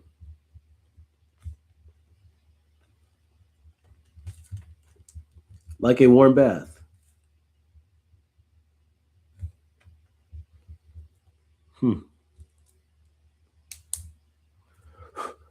He makes the deep, so he rests in the deep. Behind him, he leaves a shining wake. One would think the deep to be white-haired. Shining wake. I think that usually means like a burial, or no?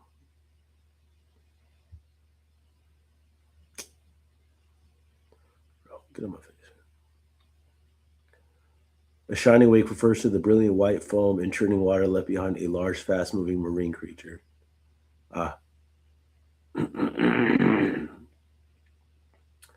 Commonly used in Job 41:32, which we just read, to describe the unstoppable power of Leviathan. It symbolizes God's unmatched authority, painting a vivid picture of speed, energy, and light. It describes the white foamy trail left behind the water surfaces. Powerful picture, right? Okay. So the speed at which it moves, so he's fast.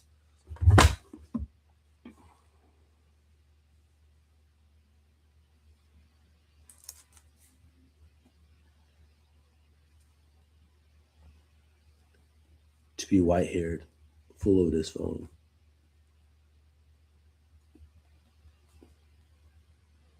As powerful as it is, it seems like he's gonna be fast. Leviathan is fast. Like, yeah. I would think so. On earth there is not like his like. There's not on earth there is not his like, a creature without fear. He sees everything that is high. He is king over all the sons of pride.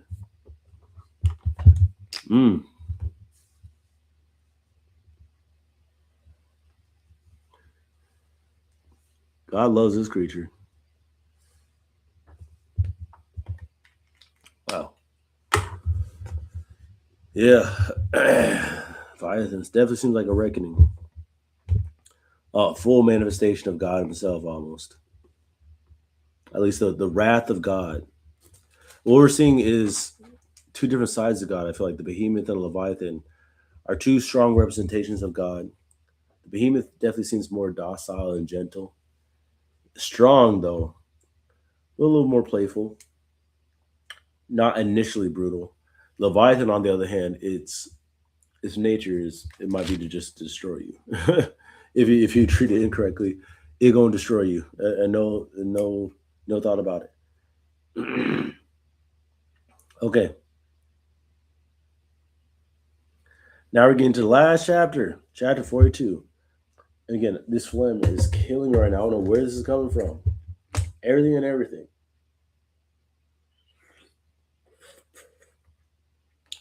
Everything and everything is trying to get me to not finish this. With peace. Golly. I was not this phlegmy. Like I'm telling y'all. I was not this phlegmy. Last 2 days, I was sitting here chilling.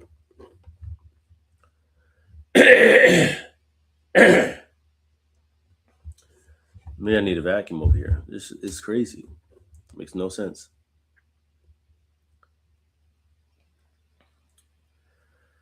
Chapter 42, the last chapter. Some extra content here.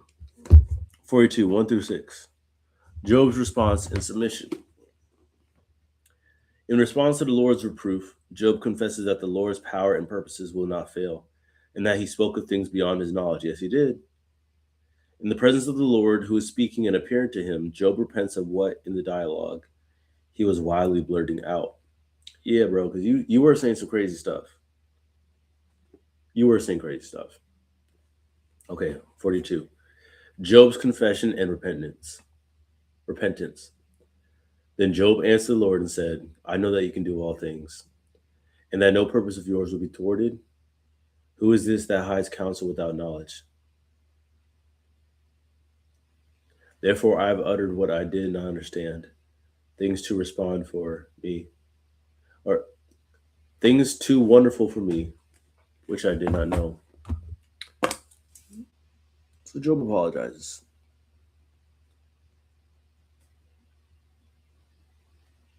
And see, Job's a good man.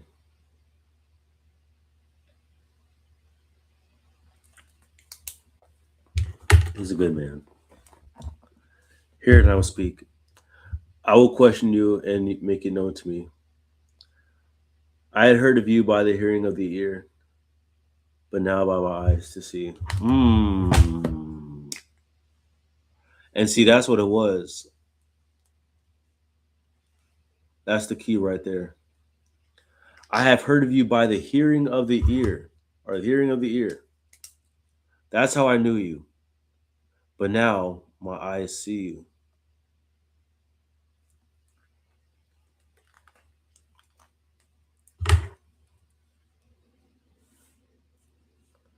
So Job's reverence, and it's really, and that's what I was kind of referring to earlier. Earlier, his reverence for God was on such a minute level, but now Job is explaining why. Before, I only knew you by what I heard. Now that I see, Job, I know is going at this point. He's like, I'm on a whole different level now. My level of understanding has just God speaking to Job. His level of understanding has multiplied, has increased, and that's what God would do for you. When He speaks to you, He just increases your level of understanding.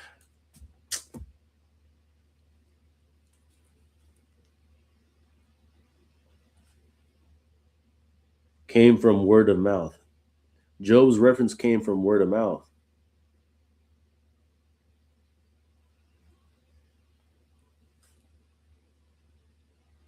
Now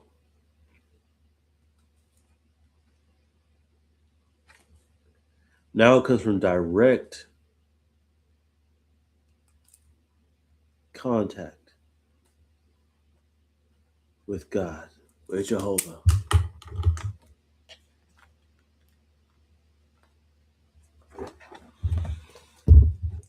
Therefore, I despise myself and repent.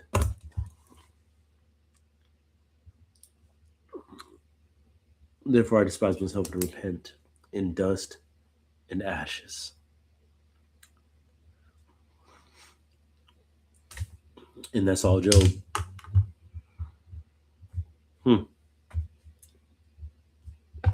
me get some extra content before we move into the last section here.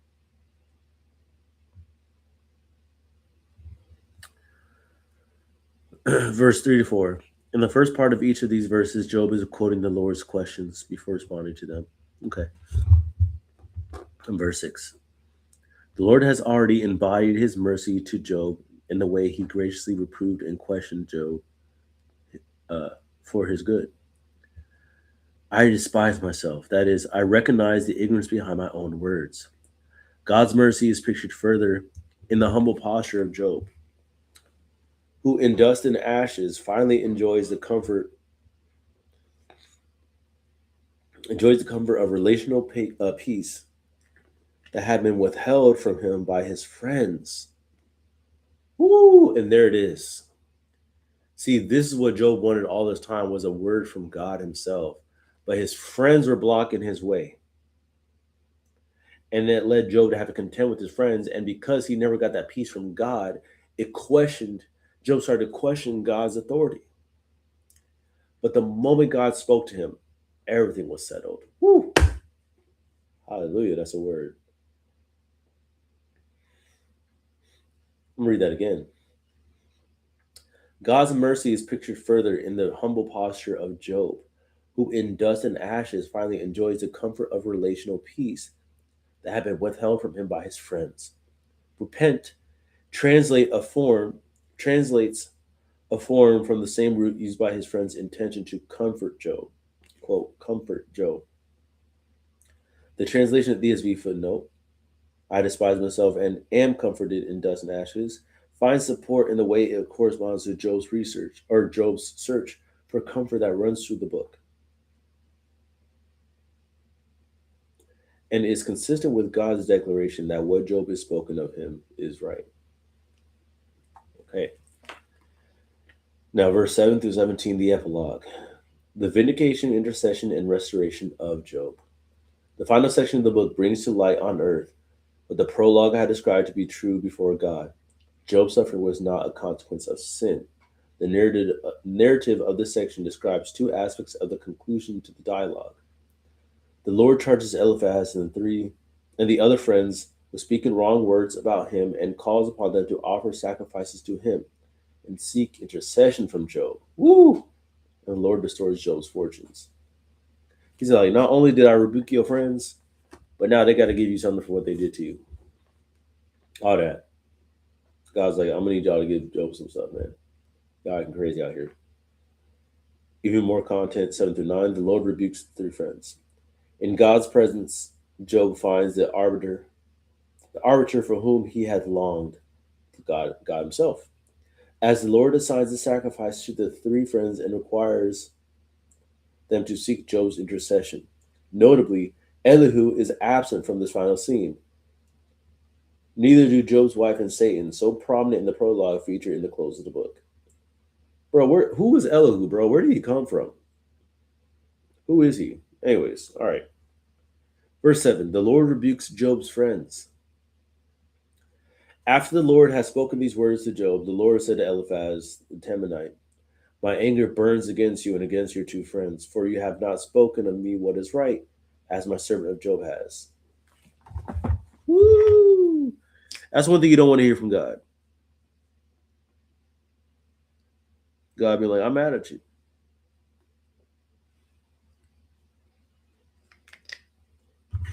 Lord said Eliphaz.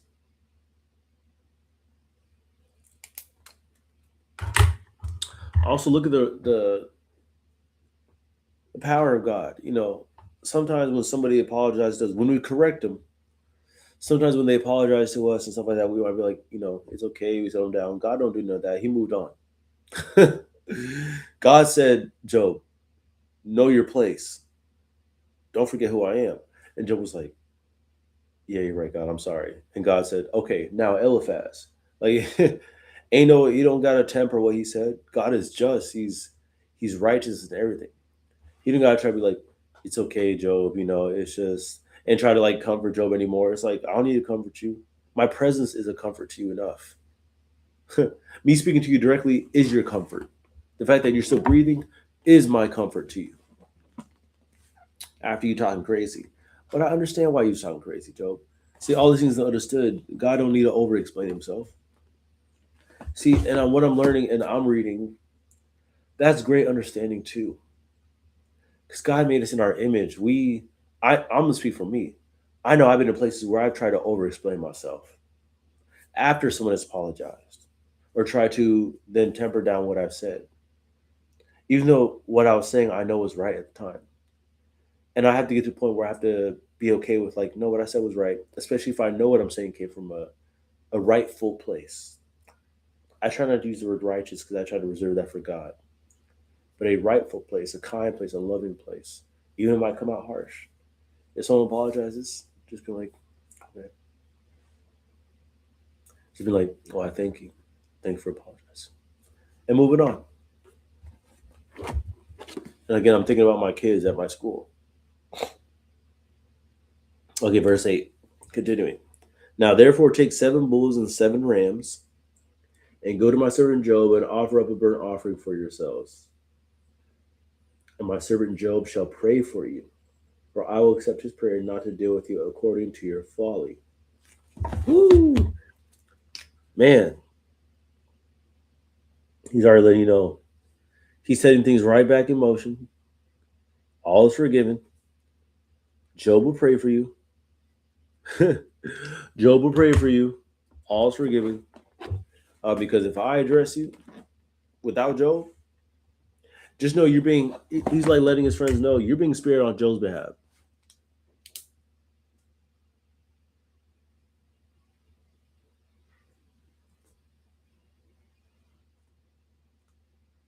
Which is crazy. God letting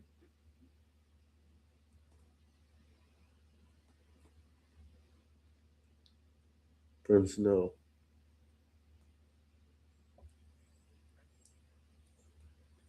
They're being spared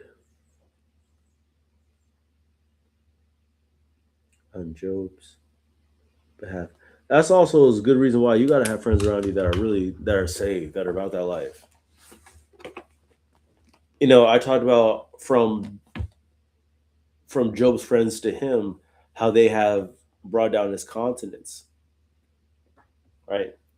But now what we're seeing still, Job is still being a blessing to his friends because of his reverence for God and how he stands with God. God is, what did he just say? And my servant Job shall pray for you, for I will accept his prayer and not deal with you according to your folly. God is pretty much saying, like, look, friends, if it wasn't for Job, hey,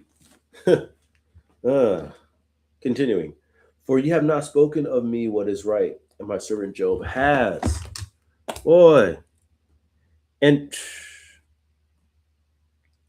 what's even crazier, the entire time y'all were destroying Job.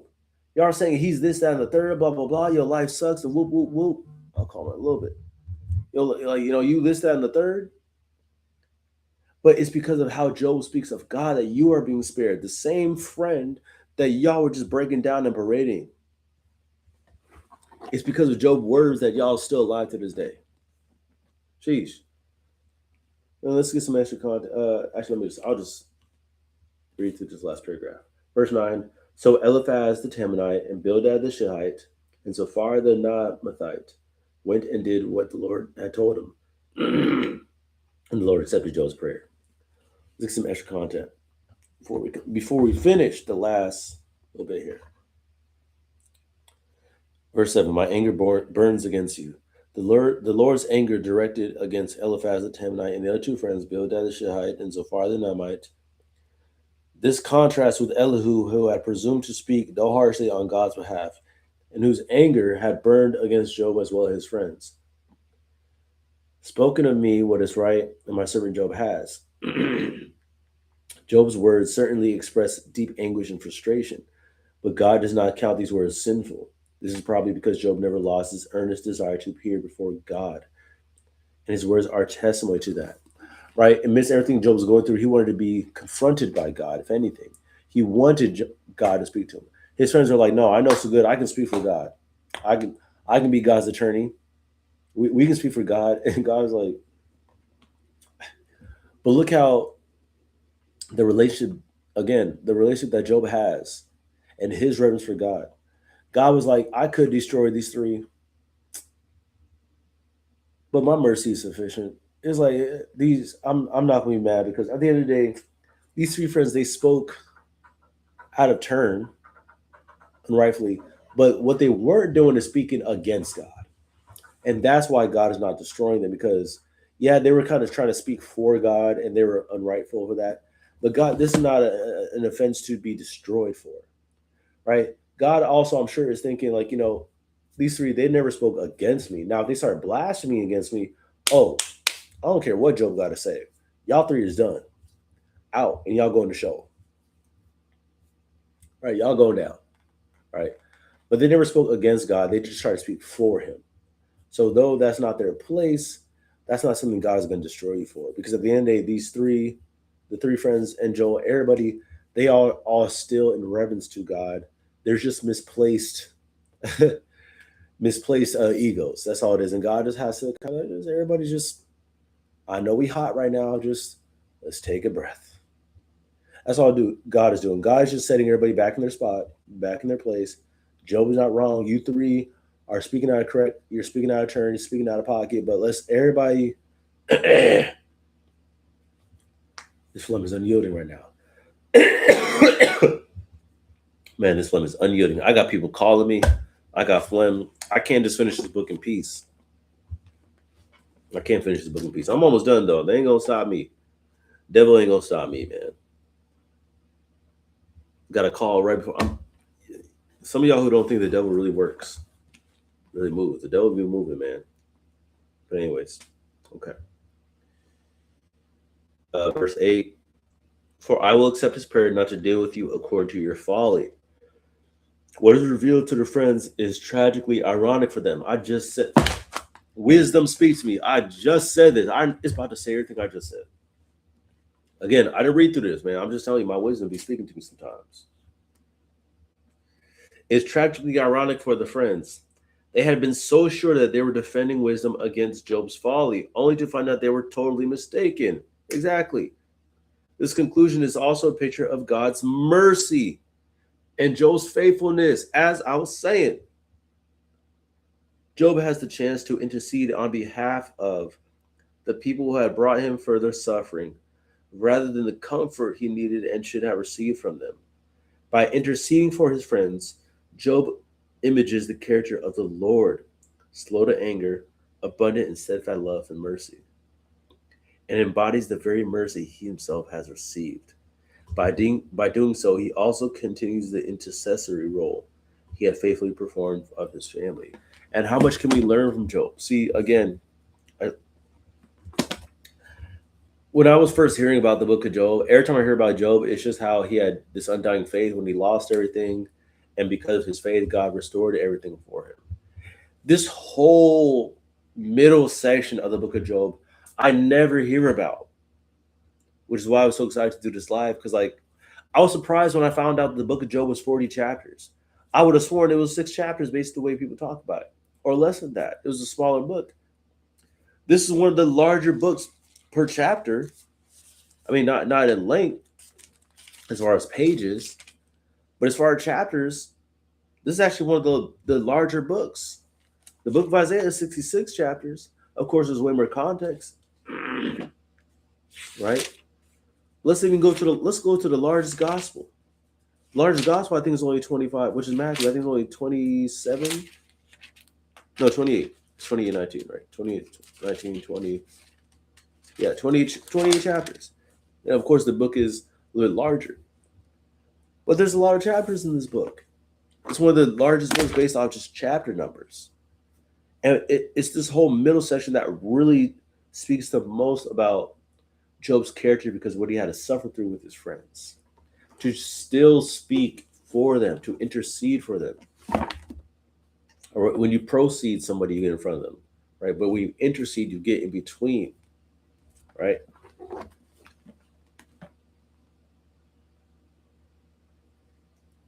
Okay. I think I explained that right. Anyways.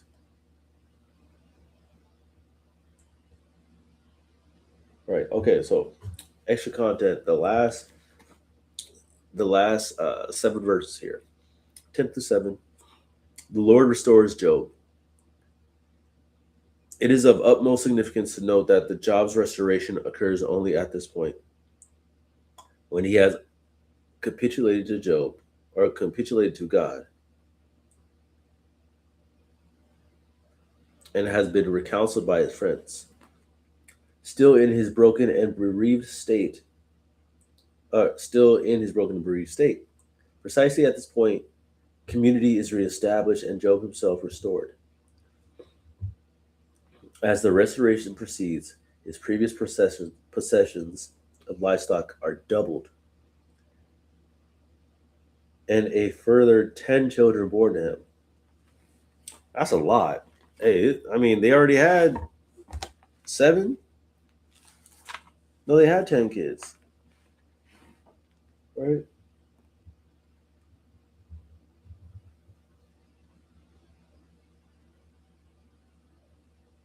Yeah, because he had 3 daughters and 7 sons.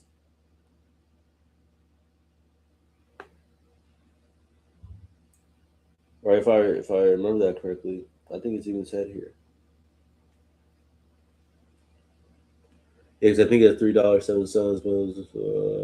Yeah, 7 sons and $3. They were born to him 7 sons and $3. So he already had 10 kids, and then he got 10 more. All I'm trying to say is his wife had 20 kids.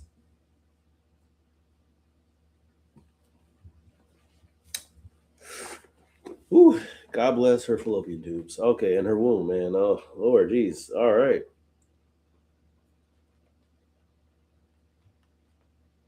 Job must be a little bit of a behemoth himself, you know.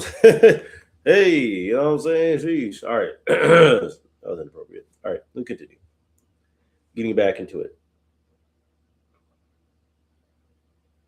The Lord restores Job's fortunes. And the Lord restored the fortunes of Job when he had prayed for his friends. And the Lord gave Job twice as much he had before. Beautiful. See, this is the part that people skip to. This is the part that they skip to. They don't. I'm kind of upset now at people for not teaching this correctly. Because if anything, it's not restored because just simply because he had still kept his faith in God. He kept his faith through retribution and through the pride of his own friends. He kept his faith and then still spoke for his friends. These are the reasons why God restored everything. If his friends had came through and Job completely dismissed God, I was like, you know what, God, you ain't God no more. You're not my God. I don't love you no more. I don't praise to you. I don't give you praises. I don't uplift you. Like, you're just not the center of my life no more. This and third. You think all these things would have been restored?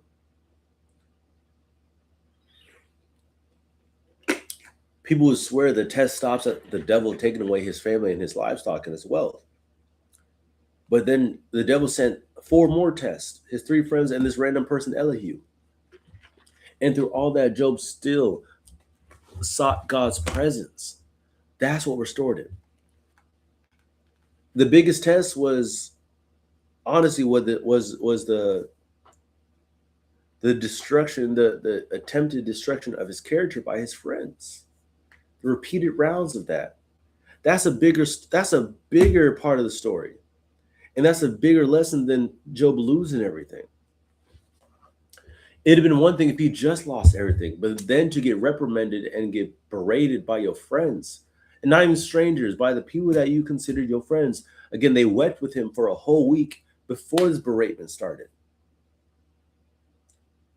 For a whole week, just being by his side. And then they broke him down, or attempted to. That was the true test of his faith. Verse 11. Then came to him all his brothers and sisters and all who had known him before, and ate bread with him in his house. Whew. And they showed him sympathy and comforted him for all the evil that the Lord had brought upon him. Or disaster, evil disaster. And each of them gave him a piece of money and a ring of gold. Hebrew, a quesita, a unit of money of unknown value.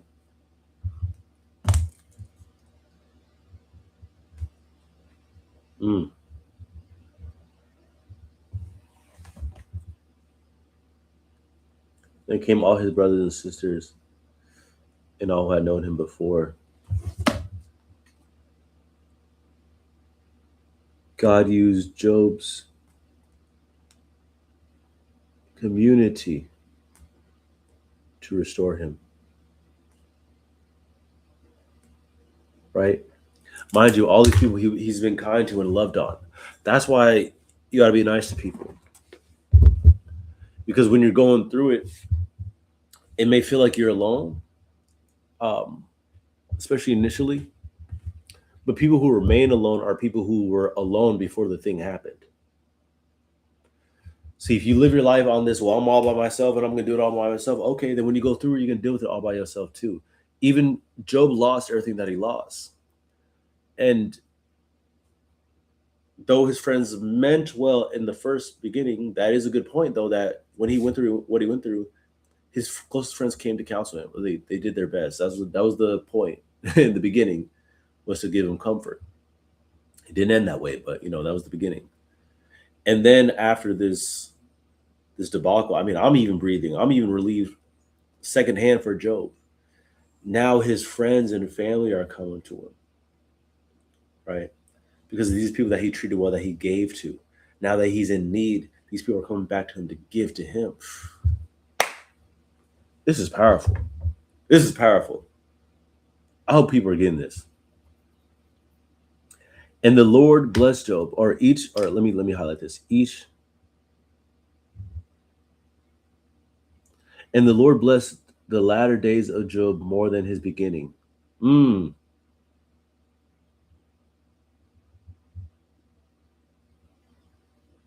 Beginning.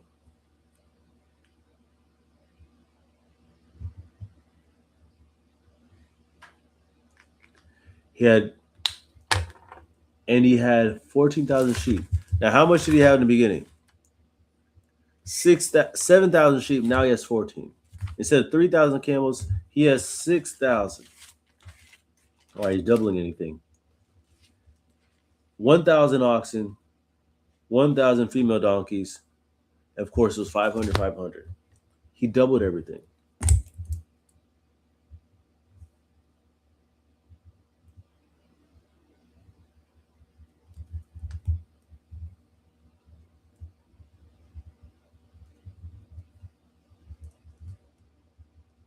God doubled his profits, right?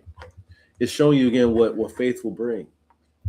Remaining faithful even in your hard times, God will continue to double you and multiply you. Stay faithful. He had also 7 sons and 3 daughters. So restore that. He had called the name of the first daughter Jemima, the name of the second Keziah, which I'm about to look up these names because these names mean something, and the name of the third Karen Haphook. I'm about to look these things up because names are important, especially in Hebrew. Don't get that mistaken. Jemima,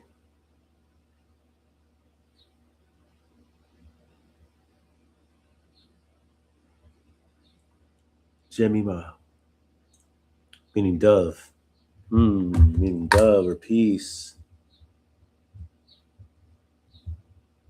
Because now he's at peace.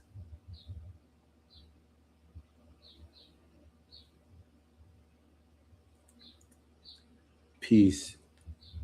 Purity. Keziah. What does Keziah mean? That's a beautiful name, actually. Jemima.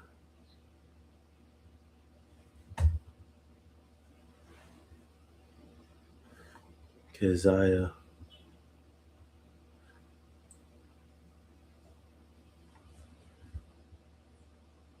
Beauty, resilience, restoration.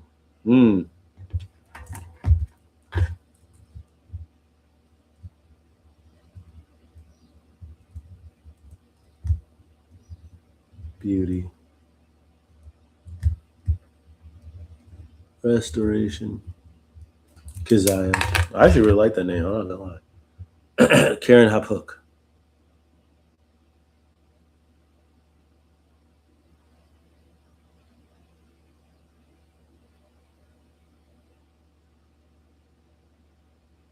Karen Hophook, what does that mean? Horn of eye paint. It signifies a vessel for cosmetics, symbolizing beauty, adornment. She was the youngest daughter of Joab, born to restoration, and blessing, representing blessing, beauty, and renewal. Blessing, renewal. Hmm.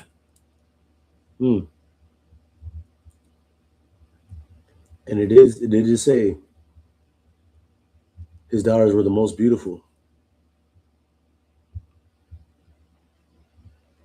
Blessing, renewal. So not only do they represent, not only do his three daughters represent blessing and renewal of beauty, right now his life is being made beautiful again. And in all the land there is no women so beautiful as Job's daughters, and their father gave them an inheritance among their brothers. And after this, Job lived 140 years. After this, Job lived 140 years. Oh, no, I guess that's just in total. And saw his sons and his sons' sons, 4 generations. And Job died an old man full of days.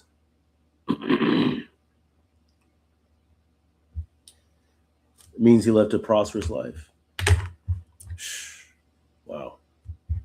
Extra content. Verse 11.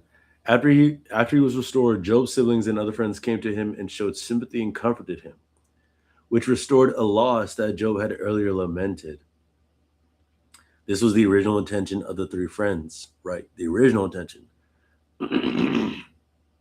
But Job ends up receiving comfort primarily through his matured relationship with the Lord. That's the thing I'm going to highlight too. At the end of the day, you can love your friends and family, but as people, we go through stuff too. We have our own lives to live, and we have our own interpretations. God, at the end of the day, He's never going to leave you. He's never going to leave you high and dry if you have praise in Him, because not to belittle understanding, but like, what else would He do? Like, God is not egotistical like us, to where like, no, I'm sorry, I got other things to worry about, so I'm just going to let you leave, or I'm just going to let you be while you're going through it. That's not God. That's not what God will do. Like, God created us purposefully. As we have purpose, He purposefully made us. So even for Him, it's a it's a duty and an honor and purposeful to see us through to His kingdom, and to get as many of His creations into the kingdom, because the devil is also at work. In God's understanding, I don't want to speak for God. I don't want to be like His friends. It's not me speaking for God, but I'm trying to understand. If I know there's a being like the devil constantly trying to destroy my creations, I'm gonna make sure I have my principles and laws set in place. Now, of course, He also allows the devil to do certain things as a test. At the end of the day, God is trying to see who's actually really His children or not, who really are His faithful, right? If you are, you'll be blessed, right? But if you commit yourself to the devil, you're going to reap the repercussions of those principles, of that system in place. I'll continue to say, God has set up principles and systems in life that everything under Him addresses to. The devil himself adheres to the principles that God has set. All the angels, all of His creations on earth adhere to the principles that God set in motion. Because outside of the Father, Son, and the Holy Spirit, outside of the 3-headed entity, Trinity that is God Himself, everything else falls under that. They have seraphim as awful and things like that. Who, I mean, they ain't gonna go nowhere anyways. They're they're there just to praise God. I mean, they don't even live under those standards. But when it comes to all the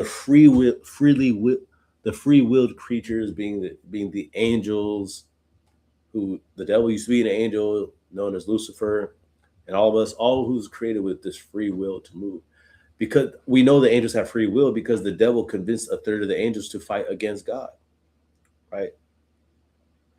Everything's sort of underneath the seraphim and the Ophilim. Those were literally just encircle him. The Ophilim who just encircle him and say, "Holy, holy, holy," just throughout their days, which their days is not even a thing. It's just that's just what they consistently do.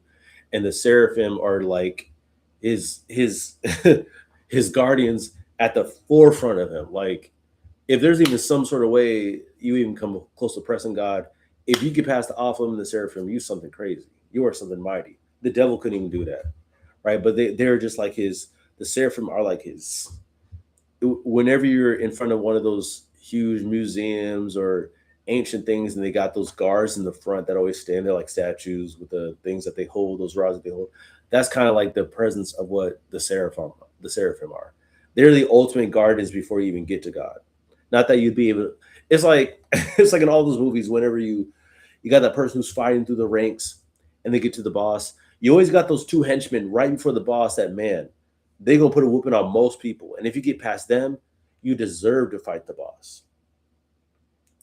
But God is first of all, obviously ain't none of us up to that level. But you get into God, that is your last. That's the last thing you're gonna do, man. So that's what I'm just trying to make. I'm just in a very human aspect. I'm just trying to make that point of you know rankings and hierarchy, right? Anyways, so what I say, Job ends up receiving comfort primarily through matured relation with God, and also through being vindicated by the Lord before those who, from whom he previously and rightfully received respect. Verse 14. Now the daughters, Jemimah, Keziah, and Karen Happak. I like that name. I'm not gonna lie to you, man. If I ever a daughter, Michelle was gonna be one of them, but Keziah, I like that name too. I should really love that name. I love the name Keziah. I like that. The name of the first daughter means dove. The second, a kind of perfume, and the third, a type of eyeshadow. Their beauty indicates a special status. Yeah. And 16, Job lived 140 years, double the normal span of life. Double the normal span of life. This is in keeping with the restoration of all Job's fortunes. Right? Because most people live around 70 to 80, 90, right? But 140 years. Wow. All right. That is the book of Job. Now, when I say this has been an adventure that I was not expecting, what have I learned? I've learned that, as I've been saying, and as you hear all the time when it comes to wealthy people, life coaches, all these people, stuff, you are the sum of the five people around you. And I think five is just a number that's a sign, but it's really you are the sum of that really close core group of friends. Everybody at the end of the day, as far as their core, most people have anywhere from one. Five is a lot. Five is a lot. Really, you're talking about core. Especially the older you get, that number definitely dwindles. You're thinking 1 to 3 people, right? Five really, really close friends, and you're doing something great. And as an adult, I'm sure we all understand that, right? But you were the sum of them, right? And they can protect your back, or they can be the very ones that break break you down, right? And we're seeing the importance of that and how pride can even almost destroy the best of friends. These friends grieved with Job for a whole week under no sort of obligation. There was no gun to their heads. And they're saying that y'all gotta come to me because I'll off you if you don't. No, these friends wanted to. So they meant well, but the pride that they had made them speak out of turn. But it also shows why you should remain and try your best to be a blessing to people. Because those same friends was interceded by Job, and they gave him blessing from God. And then the family of friends that Job treated so well beforehand, who he thought they had abandoned him during his time of woe, now came and restored him. Right? Because by the time that this has come, granted, this whole conversation with his friends, this probably was in one day, right? This probably one day going back and forth, right? And then God speaking to Job, that probably was at the night of, maybe the next day. But from the time that everything happened, when he lost everything, to his friends coming to him, let's say let's say it was a day or two before his friends came or caught aware. Let's just say, because it didn't say, but there was a week from his friends being with him till this retribution started. So we're talking maybe 7 to 10 days. This is only the span of 7 to 10 days. Not a lot of time has passed, right? So Job was thinking that, oh, everybody's abandoned me, all this stuff. It's only been 10 days, right? Now, when you're grieving the way you're grieving, 10 days feels like eternity. That's why Job felt that way. But it's the same people that he's been blessing and being kind to and showing love to that have restored him. They gave him money, right? They gave him money. They blessed him. His wealth was restored. His wealth was doubled, right? So clearly, whatever Job was doing beforehand, even in his grief, and this is why having business that can move without you, creating sources of income and wealth that can grow without you. It said, and Job had 14,000 sheep. Whatever he was doing beforehand, when he lost everything, the business that he was creating was still growing wealth, despite what he was going through personally. His business was still growing wealth to the point that when it came back to him, it came back in double. His wealth was still growing. Not only did he get money from friends who saw that he was grieving, but his business was still growing and still developing. The kids part is crazy, man. His wife was going. She. I don't know how Joe feels with his wife, but all complaints would ever be forgiven at this point. You give me 20 kids, especially having lost 10 kids, and you give me 10 more kids, you can have everything you want. As far as being your husband, you can have everything you want. I ain't got nothing to say to you after this. You can have everything you want. You want to sleep on the bed? You want me to sleep on the floor? I'm just kidding. No, but that's crazy. So yeah, the book of Job, it has been whew, it has been a journey, to say the least. I can go off now and highlight that book off. I finished it. The book of Job has been completed. Right? That's Genesis, Exodus, Leviticus, Numbers, Deuteronomy, Joshua, Judges, Ruth, both Samuels, Job now, Proverbs, Ecclesiastes, Songs of Solomon. Read to that. I haven't read any of the prophets. I'm in Isaiah right now, actually, on a personal note. I'm reading through Isaiah as well. One thing I do with the Old and the New Testament, there's always I read the Old Testament in chronological order. The New Testament kind of just comes as it's being called to me, because those are more so kind of like revelations and teachings and lessons, especially from Paul.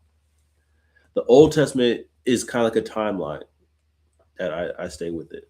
Now, of course, in Matthew is a timeline of Jesus' life, but especially from the apostolistic readings, for Romans all the way to Revelation, those are kind of those can kind of be taken not necessarily in a specific order. The Old Testament, I would strongly suggest reading in an order, because from Genesis to Malachi, you're seeing how Israel is progressing throughout time, right? So I would definitely read that in order. So even against that, I mean, outside of Proverbs, Ecclesiastes, and the Songs of Solomon, that's why I have those read. Oh, and Psalms, because those are just wisdom, right?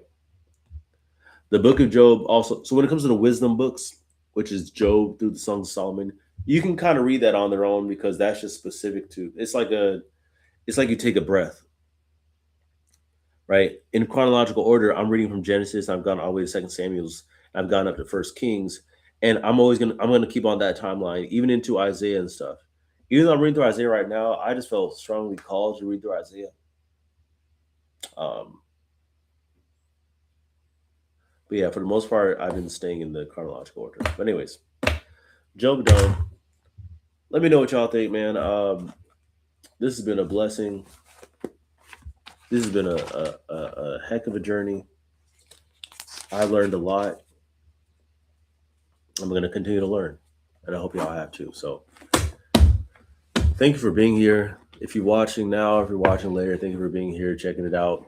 I'll see what my next live is going to be. Other than that, stay blessed, keep reading, pray, and don't let your friends bring you down. Pray for them, but don't let them bring you down. We have a power that stays up that we always got to call to. So y'all be blessed out there.